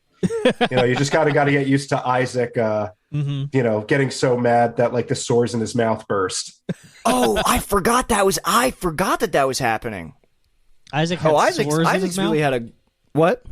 Isaac had sores in his mouth? His oral health has had a huge glow up, I will say that. Good for him. You remember we went to see that premiere, Barn Dog's short film premiered at the Chinese. Dude, we went to the fucking like Chinese theater. It was like a legit like LA. We don't call it that anymore. Yeah. Well, sorry, we went to the COVID theater. It's the Shane Gillis Memorial Theater.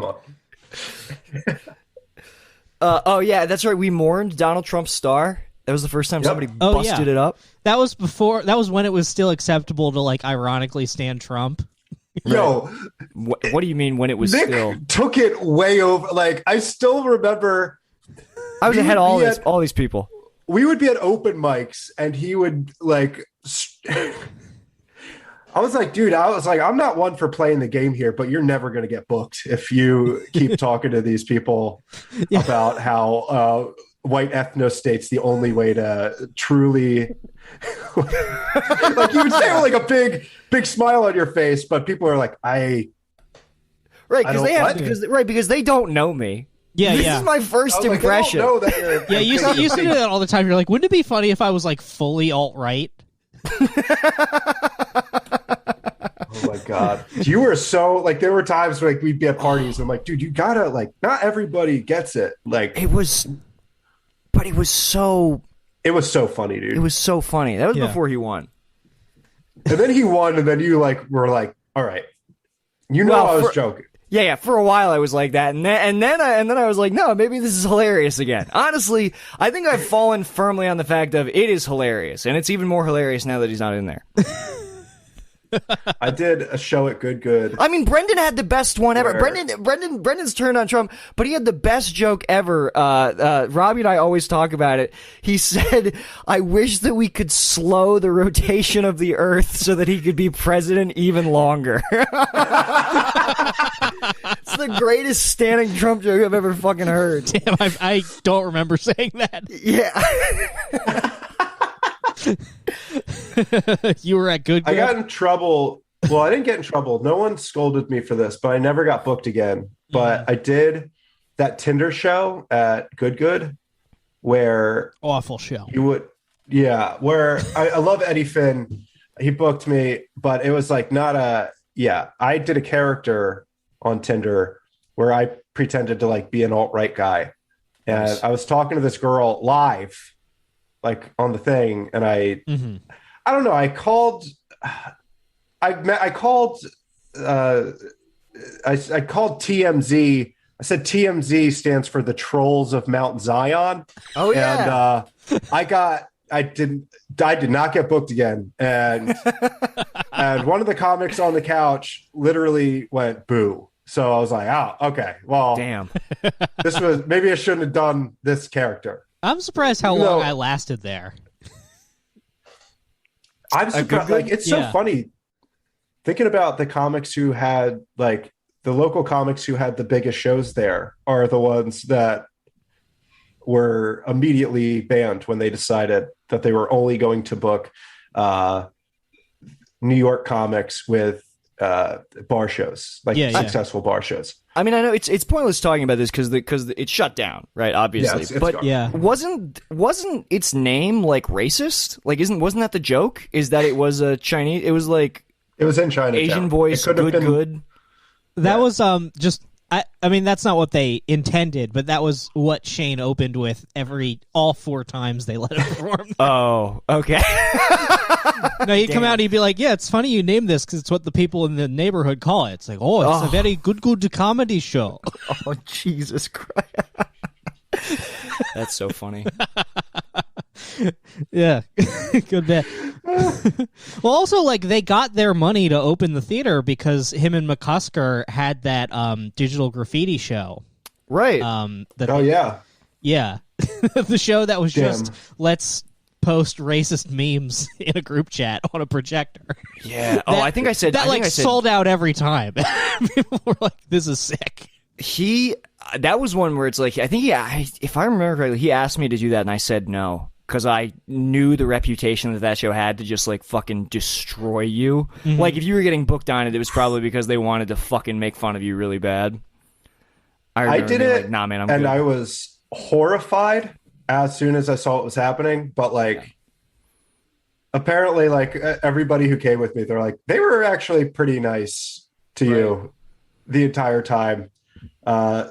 One comic booed me because I said I made a joke about the Jersey Devil being a retarded kid, but they booed you at digital graffiti. Yeah, but this is a comic that's like you wouldn't if you knew who it was, you'd be like, okay, yeah, that makes sense. But but I had no fucking idea. Like I knew what it was, but I was like, there was I think there was like a comic from like Baltimore. She was like, she had blue hair, you know. She was. I was like, this girl would straight up fucking kill herself if she saw what was happening behind her.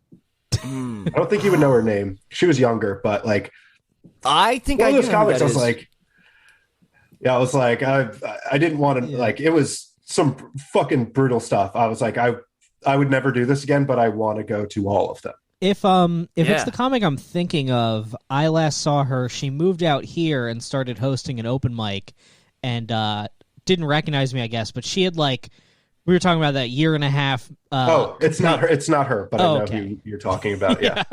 She had like shaved her head and like, just like completely unraveling on stage. Yeah. I remember her. She invited me to go see her at a show. She invited me too. She was like, hey, I'm doing the show if you want to come. It wasn't like, hey, do you want some time? She's like, hey, do you want to come see me? And I'm like, no, I don't want to see my best friend do stand-up comedy. I don't. But thank you. That's nice. Oh, I didn't realize you guys were close. The me and her were not close. But... No, he means like I wouldn't go see my best friend do a show. Oh, I see. Yeah, it was weird because she invited me and I was like, we've never even we've been in the same room countless times. And I was like, we've never spoken to each other. Yeah. But all right, you know. No, this girl at Digital Graffiti, I think she was like a new comic. Like I think she did it for like a minute and I don't know what she's doing now. Digital Graffiti and fucking quit. It was for if you guys are listening, we should explain. It was a show where comics would do a set, and then there would be a panel of like Shane and like a couple other mean comics, and they would be writing shit that would be projected behind the comic while they're doing their set. That's just like the meanest shit in the world, basically. Yeah, about the comic. One of the best, the things that made me laugh the most is Lemaire was on stage, and someone just kept posting like zoomed in photos of alligators' hands. It's just like looking between them and at Lemaire's hand holding the microphone. It was so funny. That's awesome. When they were doing the pre-show at the one I went to, they were like setting up the group chat and people were just sitting. So they would just have the group chat going. I don't know if they did that. I'm sure they did that every show, but like they were immediately posting like gifs of like, I think there was one of like the falling man from 9/11, like porn, just like gruesome live leak shit. So like you were seeing people sit down and like a couple of them were like, maybe we should get up, get out. You know what? That's a show I would. Oh, go ahead. Oh no. I was going to say, I would love to do like a set list, like Comedy Without a Net style show, but the comics have to riff a bit about like live leak videos that I play, like 10 seconds. You have to watch a live leak video and then I just do like, a set about it. Yeah, you throw up like a 10-second clip of a guy getting like deboned in a printing press or something, and then they have to do a 5 minutes on it. It's just like a poor girl with blue hair, just like crying. She's like, "Don't you hate it when when you get your bones sucked out in a printing press? Isn't that just the worst way to start your week?" You know, the worst thing about that video is that they were printing copies of Mein Kampf. What a way to go. Oh, fuck. I can already think of so many jokes where it's just like, this will probably make the front page. It already did. Just great Catskills comedy that you could riff about people dying in forklift accidents. I feel like that was a big rift in our friendship in LA, is that I refused to watch shit like that. Oh, I loved it. Because you left, like, when Brendan got, like, when you came for your movie premiere, you guys just immediately sat on the couch and started watching live leak videos. Well, I think what were we watching? We were watching. I wasn't watching them. Yeah. I think I went to work. We watched. What the hell was the video we were watching? We were watching a video. Was it of girl? Was it of a girl? It was like a supercut of girls shitting, and the music was like it was Jimi Hendrix. Yeah. It was Jimi Hendrix that he had like recorded off of his computer speakers. Yeah, it was like he held up a microphone to like a record player, just playing one side of a Jimi Hendrix album. It was because, like, and I don't even remember, like, I didn't have a plan. I think I was literally like, what's the funniest thing I can put in the search bar? And then, like, let's just, like, watch that. Yeah, I searched girls shitting. Yeah, girls shitting. And then, like, yeah, and I was all about just, like, endurance testing my brain. Yeah. It's like, can I finish this? Can I watch all 15 minutes of this? Dude, holy shit. Oh, yeah, we pulled up some ISIS videos. Anyway, go on. Dude, a couple years ago, an old girlfriend got me for Christmas a night alone at the Poconos in a cabin, which, you know, should have said a lot about where that relationship was going. But you went without her? I went alone. Yeah, that's all I wanted. I just wanted to be alone in the woods for a couple nights. I feel you, buddy. Yeah, yeah. So we obviously, you know, it didn't work out. But it's one thing for Brendan to do that, you know, not tell anybody, but it's a whole nother level when, like, that's your girlfriend is like, I know that's like your anniversary present. Yeah, it's your girlfriend being like, I know you really want this. Mm-hmm. No, I think it's important to, like, have alone time and stuff, but this was just like, if her doing it for Christmas or my birthday or whatever it was for Christmas, that's more telling, right? That we would very soon break up. But anyway, it was like, it was only for one night. And we were supposed to get some snow that day. And I was like, whatever, I can drive through snow. We got fucking 3 feet of snow. So I'm driving through a blizzard, 2.5 hours to the Poconos in my fucking Fiat. So it takes me, I get there at like 2 p.m. I left at 7 in the morning. I get there and it's on this artist's property. He built this cabin and stuff. Mm-hmm. And he was just like, so it sounds, I bet you forgot to pick up some food on your way here, huh? And I was like, yeah, I guess I did. He was like, well, you can eat dinner with me in the mist tonight. And I was like, oh, that'd be lovely. Oh. So I, get my room set up. I just wanted to, like, go somewhere and read. So, like, I read, and then he comes and knocks on the door. He's like, well, I have dinner ready in an hour if you want to come by around 7:15. I was like, okay. So get there at 7:15, invites me in. It's just like burnt chicken, steak, sweet potatoes. Like, they made a whole thing. This is the movie Psycho so far. Oh, yeah. So we're talking very interesting guy. He keeps, like, shitting on his wife, who is a lovely woman. And he's just like, you see, I'm an artist. I've been an artist my whole life. Diane over here, she doesn't have it in her.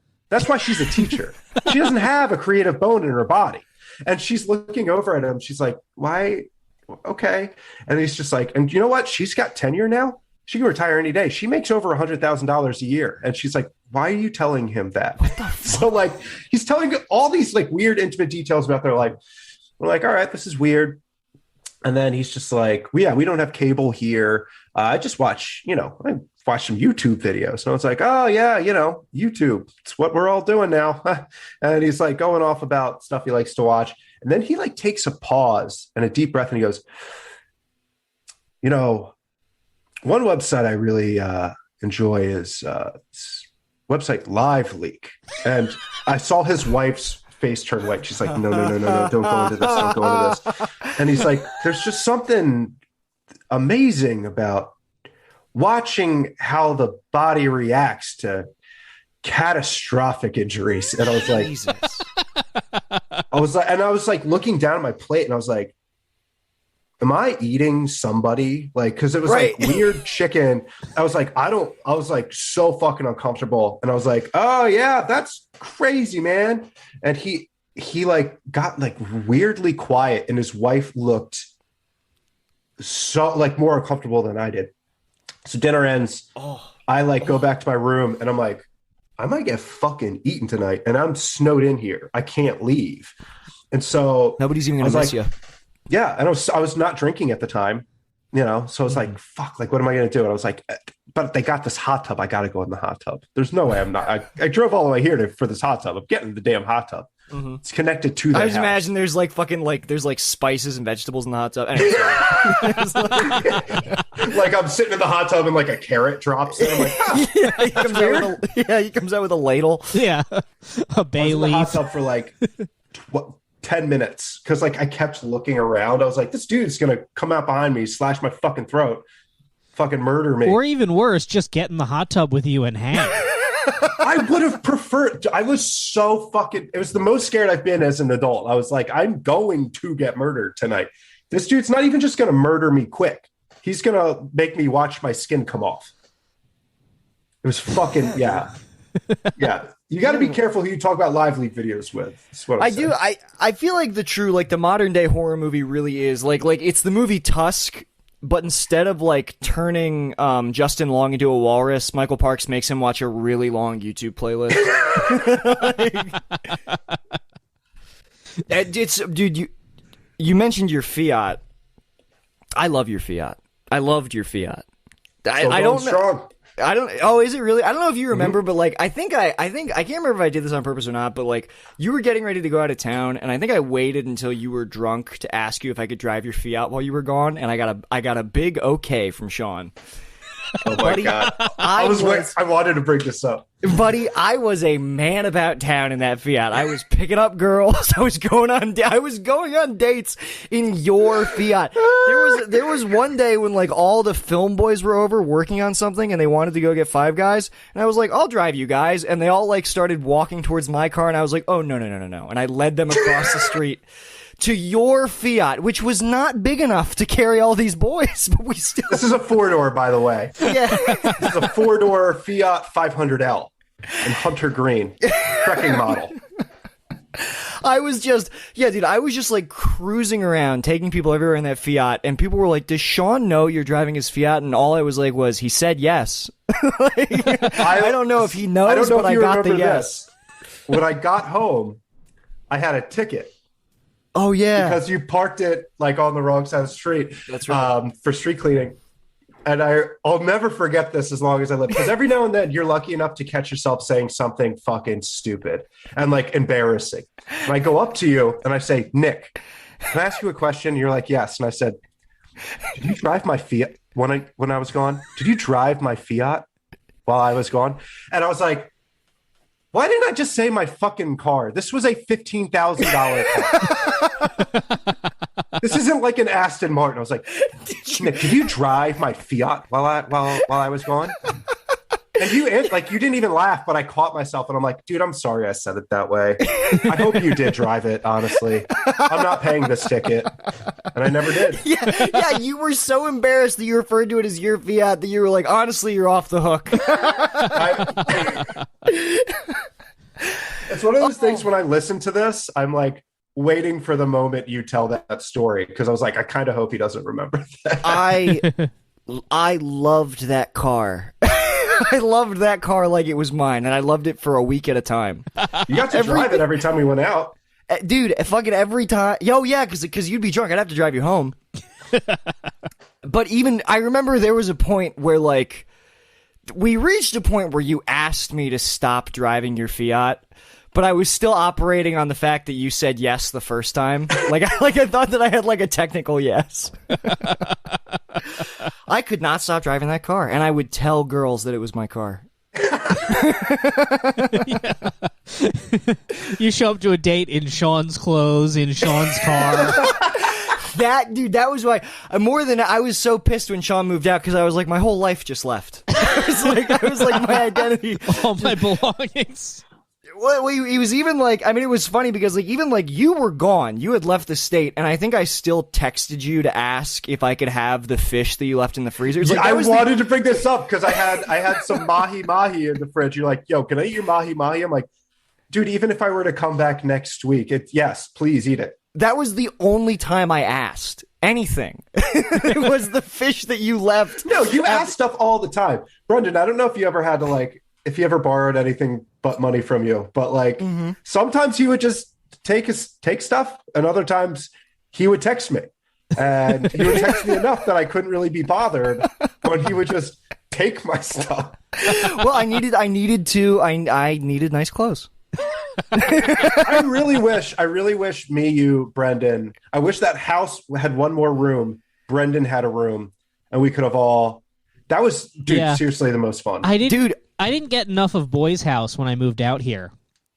Yeah, it ended kind of quick. Yeah. Yeah, dude, you met, dude, there was a night, Sean so confidently put me in a Canadian tuxedo. And it was a way like when people, like the outfit was laid out, and people were laughing at like seeing the outfit just on the couch. They were like, Nick, you're not going to wear a Canadian tuxedo. And he was like, Nick, put the Canadian tuxedo, put double denim on. And I put it on. Everybody was wowed. Everybody was like, you sold me on the double denim.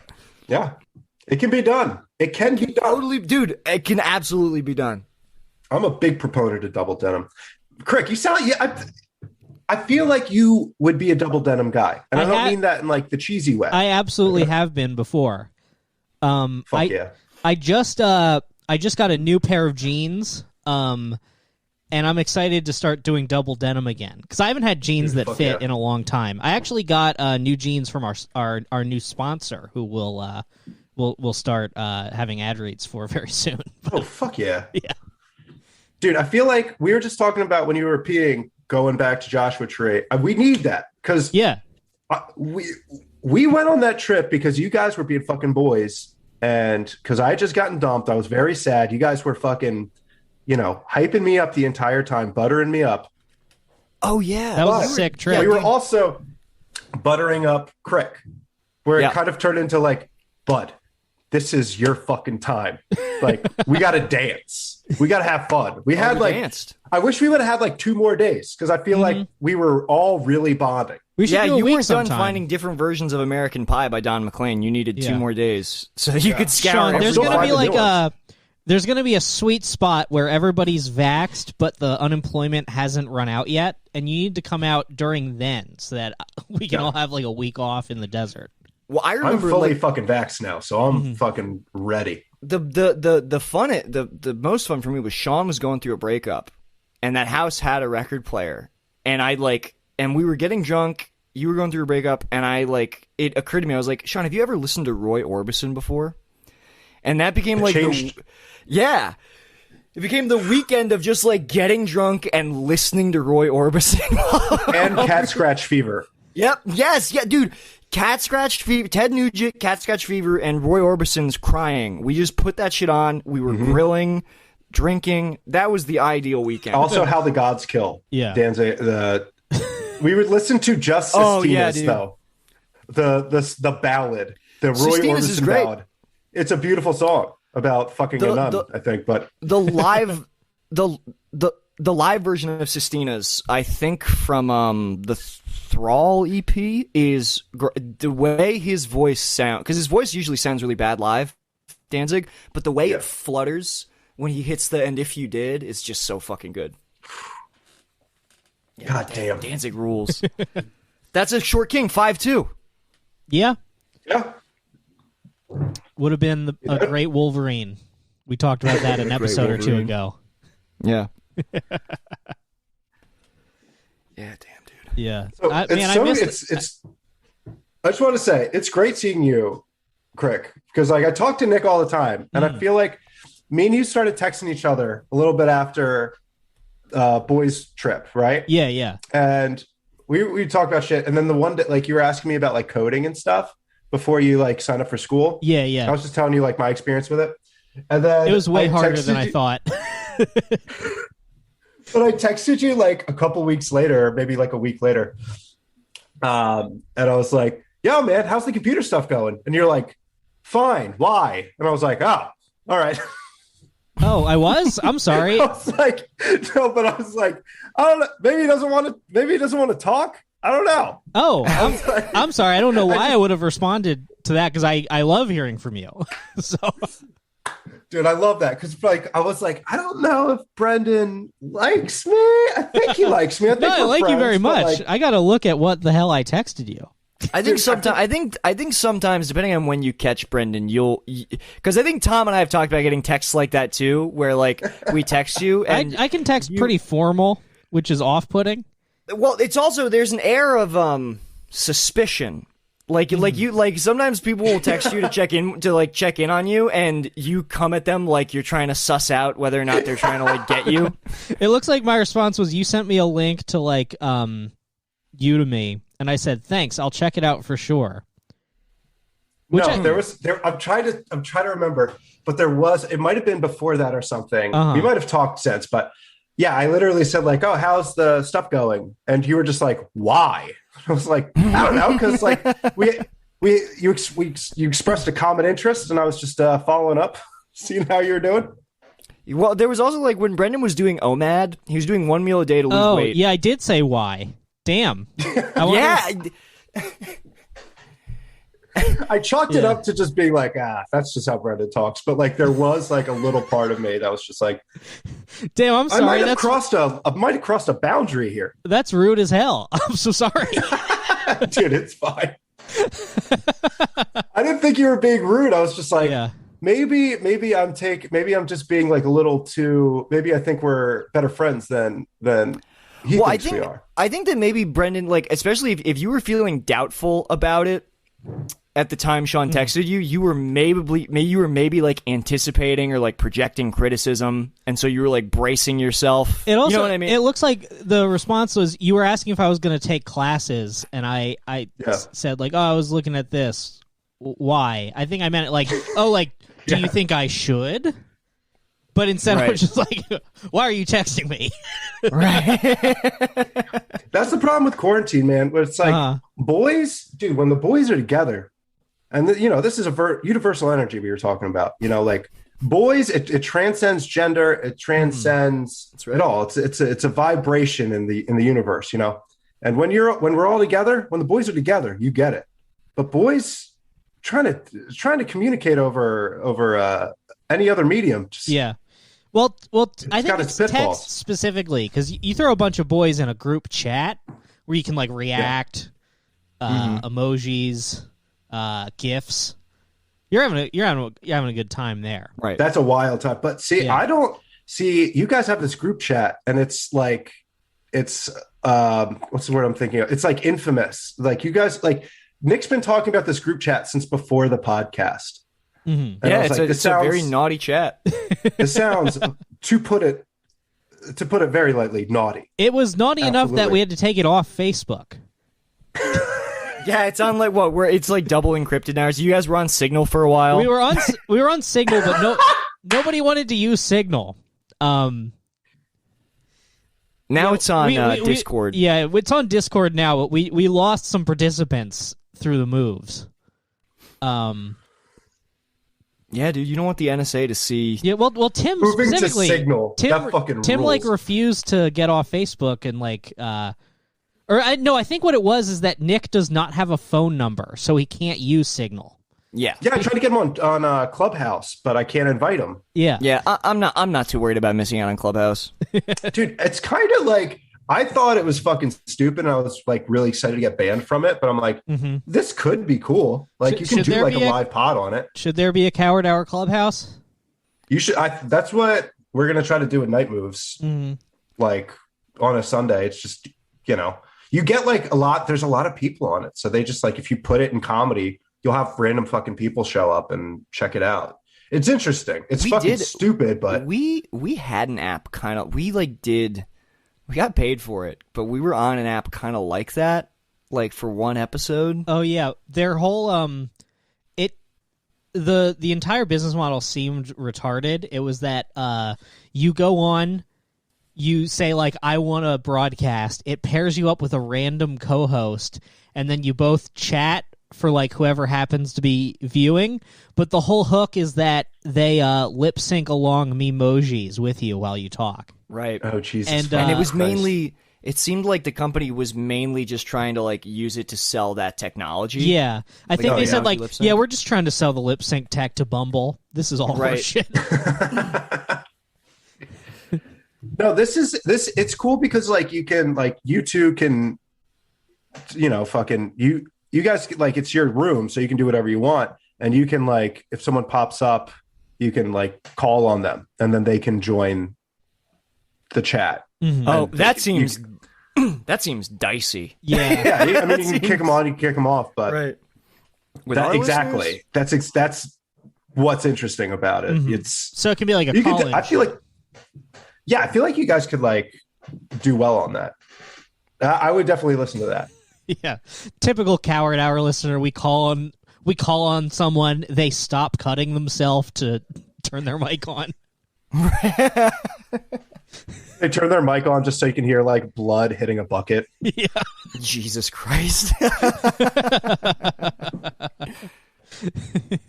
yeah. Boys, I hate to draw this. Unfortunately, I work again now. I hate to draw this episode to a close, but I've got to get ready to get dressed and go into work. All right. Oh yeah, brother. This was a good. We pulled like 2 hours here. Yeah. We're at hour 55. Oh hell yeah. Yeah. I am sorry that I seem so cold in our text. Just know that I do consider us good friends. Dude, you're the man. And I couldn't think of a warmer way to reassure Sean. I'm a soft bitch. Listen to my podcast. Yes, listen to Night Moves. Listen to Night Moves. Hell it's not that good, but it'll get better. And Sean, plug your Twitter, plug your Instagram, plug everything, dude. Oh, follow me at Dr. Sean Preston on Twitter. Dr. Sean Preston on Instagram. Yeah, Night Moves is on all of the streaming platforms. You know? Hell yeah. Hell yeah. Listen to Night Moves. It's fucking funny. All right. See you, boys. All right, guys. You guys are my boys. Thank you. Bye.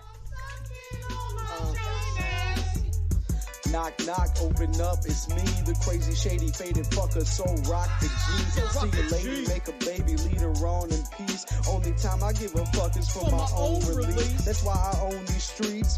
Straight up, portfolio, showing growth, fuck a pay cut. Yeah, you know I stay slut. Catch me in the spot, looping up for the self-suck. Oh fuck, I busted already, I'm coming bucket so heavy. My dream of cream coming steady, now my mouth open, I'm ready. I'm talking solo, heavy petting on a Friday night. That's talking bashing the bishop, more like Nantucket's delight. I'm taking all the time I need to do it just right. Got my candles in the fishnets cause it's on tonight. Oh, that's right, it's time to fillet. No need to debate me. I suck until I go ooh-wee and spray my white pee-pee. I got that ski.